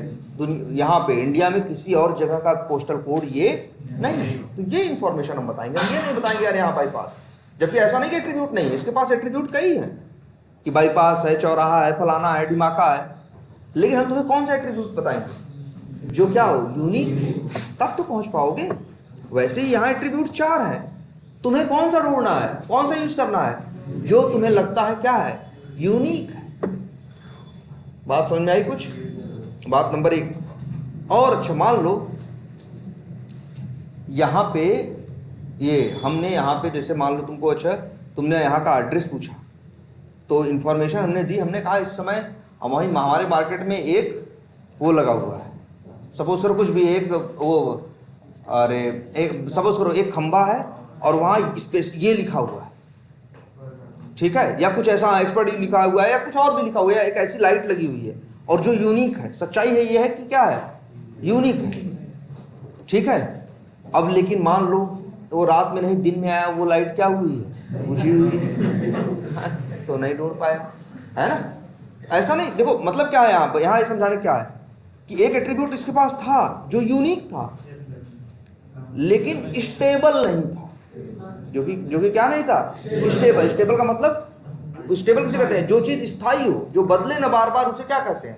मान लो हमने कहा यहाँ आओगे, लाल रंग की एक लाइट दिखाई जाएगी जो कहीं और कहीं नहीं मिलेगी। अब तुम, सही बात है ये यूनिक इन्फॉर्मेशन है, लेकिन हो सकता है 2 दिन बाद लाइट को लाल से क्या कर दिया, हरा कर दिया, है ना। तो क्या हो गया, ये इंफॉर्मेशन यूनिक तो थी लेकिन स्टेबल नहीं, तो शायद ये इंफॉर्मेशन भी यूज करने लायक नहीं। हम वो इंफॉर्मेशन देंगे तुमको यहां पहुंचने के लिए जो स्टेबल हो और साथ ही साथ क्या हो, यूनिक। जैसे पोस्टल कोड, रोज थोड़ी नहीं इसका पोस्ट ऑफिस कोड बदल जाएगा, वो स्टेबल है ना, जो बार बार बदले ना बदले, हमें जो बदले ना हमेशा क्या रहे, सेम रहे, चेंज ना हो, उसे क्या बोलते हैं, वो स्टेबल है। तो वो एट्रीब्यूट तुम्हारी हम बताएंगे तुमको जो स्टेबल हो और साथ ही साथ क्या, अब ये स्टेबल है, जैसे बाईपास रोज नहीं थोड़ी बदलेगा, स्टेबल है, बाईपास है यहाँ पे, लेकिन ये यूनिक नहीं है। हमें वो इंफॉर्मेशन देनी है जो स्टेबल हो और साथ ही साथ क्या हो, यूनिक। तो वही सेम टेक्निक यहाँ इस्तेमाल हो। इसी एलिमेंट को आइडेंटिफाई करने के लिए कौन सा एट्रीब्यूट यूज करना है, जो स्टेबल हो और साथ ही साथ क्या हो, यूनिक। सिर्फ स्टेबल होने से बात नहीं बनेगी और सिर्फ यूनिक होने से भी बात नहीं बनेगी। क्लियर है ये? और ये जनरल तरीका हम लोग अपनी रियल लाइफ में भी यूज करते हैं। जैसे तुम सोचो, तुम किसी को देख, जैसे मान लो तुमने हमें पहली बार देखा, तो मेरी इंफॉर्मेशन अपने दिमाग में कुछ स्टोर करोगे, जो इंफॉर्मेशन स्टोर करोगे वो क्या है, एट्रीब्यूट्स, ठीक है। क्या है, एट्रीब्यूट्स है। तुम अपने कौन सी इंफॉर्मेशन उठाते हो, कौन सा एट्रीब्यूट यूज करते हो। जैसे मेरी मान लो वो जो भी मेरा स्वेट शर्ट है, शर्ट की क्या है, कलर क्या है, यूनिक है। यूनिक है कि नहीं क्लास में, हाँ व्हाइट है, यूनिक है। मान लो कोई और किसी ने व्हाइट नहीं पहन रखा है, ये यूनिक इन्फॉर्मेशन तो है। लेकिन अगर अपने दिमाग में तुमने ये स्टोर कर लिया, तो फिर अगर हम दूसरे दिन आए और हमने व्हाइट नहीं रेड कलर का कुछ पहना हुआ है, तो तुम पहचान पाओगे। तो ये है एट्रीब्यूट ये, लेकिन यूनिक तो है लेकिन स्टेबल नहीं। तुम किसी का क्या अपने दिमाग में रखते हो, चेहरा, क्योंकि चेहरा क्या होता है, रोज नहीं बदल जाता। उसकी हाइट, उसका चेहरा, उसका कलर, क्योंकि वो क्या है, फिक्स चीजें है ना, और साथ ही साथ क्या है, यूनिक भी। अब जैसे देखो किसी को भाई, जैसे मेरा एक एट्रीब्यूट और है, जैसे मान लो कुछ भी हो, जैसे मेरे बाल का कलर हो, और मान लो बाल का कलर मेरा क्या हो, फिक्स हो, वही है। अब लेकिन अब ये इंफॉर्मेशन क्या है, स्टेबल तो है, रोज बाल का कलर थोड़ा बदल जाएगा, लेकिन यूनिक नहीं है। बहुत से लोगों का बाल का कलर क्या होगा, ब्लैक होगा या वाइट होगा, जो भी है ना। इसलिए वो इंफॉर्मेशन यूज हम करते हैं हमेशा, ये हमारी जनरली हम लोग करते हैं। अगर किसी चीज को बारे में इंफॉर्मेशन स्टोर करना हो तो इंफॉर्मेशन हम हमेशा वही उठाते हैं जो क्या हो, स्टेबल हो और साथ ही साथ क्या हो, यूनिक। अगर स्टेबिलिटी और यूनिकनेस में हमें चुनना हो तो हम किसे चुनेंगे, स्टेबिलिटी को कि यूनिकनेस को? स्टेबिलिटी को। पहला क्राइटेरिया है स्टेबल। अगर वो चीज बार बार बदल रही है तो वो यूनिक है नहीं है, मतलब ही क्या है यार। सबसे पहले वही एट्रीब्यूट यूज करना हो जो क्या है, स्टेबल, और साथ ही साथ क्या हो, यूनिक। लेकिन अगर हमें दोनों में चुनाव करना होगा कि एक ही रास्ता है, या तो स्टेबिलिटी चुनो या तो यूनिकनेस, तो हम चुनेंगे क्या, स्टेबिलिटी। क्लियर है ये बात? यहां देखो, जैसे ये 4 एट्रीब्यूट्स है ना, तो हम उसको चुनेंगे जो क्या है, यूनिक है, स्टेबल है। पहला क्या होना चाहिए, वो स्टेबल। तो अब 4 है, कैसे पता चलेगा कि चारों स्टेबल है कि नहीं है? कैसे पता चलेगा नहीं स्टेबल है कि नहीं? जैसे एसआरसी है, ये स्टेबल है कि नहीं? ये एल्ट एट्रीब्यूट स्टेबल है कि नहीं? टाइटल एट्रीब्यूट स्टेबल है कि नहीं? बॉर्डर एट्रीब्यूट स्टेबल है कि नहीं? ये दिख रहे हैं एट्रीब्यूट की वैल्यू। एक बार लॉग आउट करो, एक बार क्या करो, लॉग आउट करो, फिर से क्या करो, लॉग इन करो, फिर से इंस्पेक्ट करके देखो अब एट्रीब्यूट की वैल्यू क्या आ रही है। अगर वैल्यू वही आ रही है जो पहले आ रही थी, तो मतलब है ये एट्रीब्यूट क्या है, स्टेबल। ये पेज खुला है ना, अभी दिख रहा है एट्रीब्यूट की वैल्यू ना। चलो ये हम बंद कर दें, इसे दिख गया ना। इसे एक काम करते हैं, क्या कर रहे हैं, रिफ्रेश करना इसे बोलते हैं ना। ये देखो, इसको क्लिक करते हैं, ये जो ऊपर घूमने लगता है, हम पेज को क्या कर रहे हैं, रीलोड कर रहे हैं, या क्या कर रहे हैं, रिफ्रेश या रीलोड वर्ड इस्तेमाल करते हैं। पेज को रीलोड किया, दोबारा आए और इसी प्लस बटन पे क्या किया हमने, राइट क्लिक करके क्या किया, इंस्पेक्ट किया।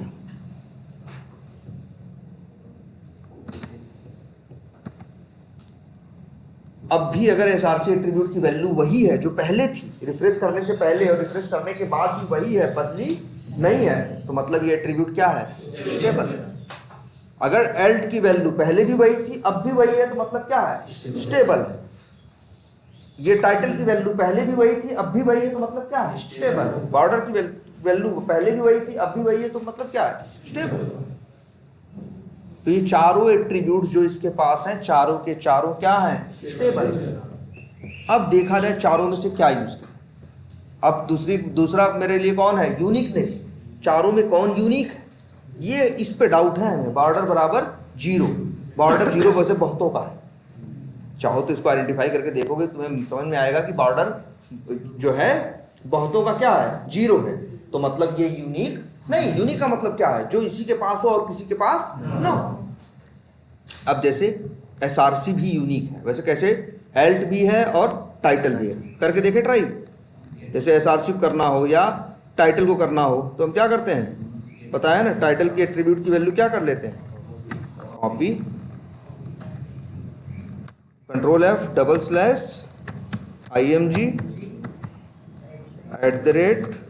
@टाइटल इक्वल्स टू और सिंगल कोट्स के अंदर उसकी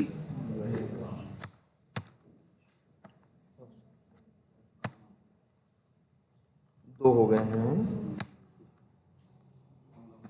अब देखो यहां क्या आया, 1 of 1। इसका मतलब है कि इस एक्स पाथ को ढूंढने, इस एक्स पाथ के सहारे ढूंढने पे कितने आइटम मिल रहे हैं, एक। मतलब एक मिल जाने का मतलब यूनिक। यूनिक हमेशा कैसा होता है, अकेला होता है। 1 of 1 लिखने का मतलब होता है 1 ऑफ के बाद जो लिखा है 1 लिखा है ना, तो मतलब ये क्या है, यूनिक। क्लियर है? तो ये एट्रीब्यूट भी है, या फिर एसआरसी यूज करके देखो।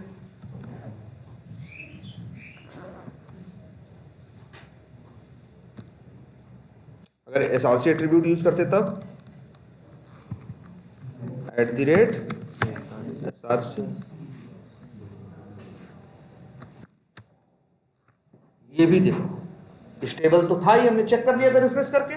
भाई कैसे पता करोगे कोई एट्रीब्यूट स्टेबल है कि नहीं, रिफ्रेश करो और फिर चेक करो। अगर वही रह रहा है तो मतलब वो क्या है, स्टेबल। अगर बार बार बदल रहा है तो मतलब क्या है, स्टेबल नहीं। और देखो, और यूनिक तो है ही 1 of 1। तो तुम चाहो तो एसआरसी को भी यूज कर लो, लेकिन एसआरसी और टाइटल में देखो, एसआरसी बेवजह लंबा चौड़ा है और टाइटल उससे क्या है, छोटा है। अगर दोनों ही स्टेबल है, दोनों ही यूनिक हैं, तो तो हम क्या यूज़ कर लें, इससे अच्छा है टाइटल यूज़ कर लो। वैसे तुम्हारी मर्जी, चाहो तो टाइटल यूज़ कर लो तब भी चलेगा, एसआरसी यूज़ कर लो तब भी चलेगा। अब ऐसे ही एक्सपाथ बना दो, क्या ये काम नहीं करेगा? करेगा, ये भी करेगा। जैसे क्रिएट टाइटल वाला यूज़ करते हैं तो टाइटल वाला,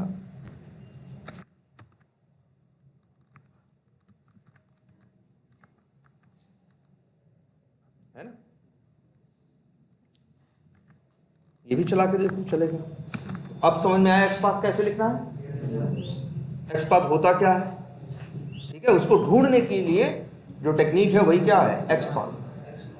और जब भी एक्सपाथ लिखोगे, एब्सोल्यूट भी है रिलेटिव भी है, लिखना तुम्हें क्या है, रिलेटिव। वो छोटा होगा, स्टेबल होगा और लंबे टाइम तक चलेगा। थोड़े बहुत अब एप्लीकेशन में बदलाव आएंगे, चेंजेस आएंगे तो ये फेल नहीं होगा, ठीक है। तो चलो आज इतना ही रखते हैं। जरा इस एक्सपाथ की थोड़ी क्या करो,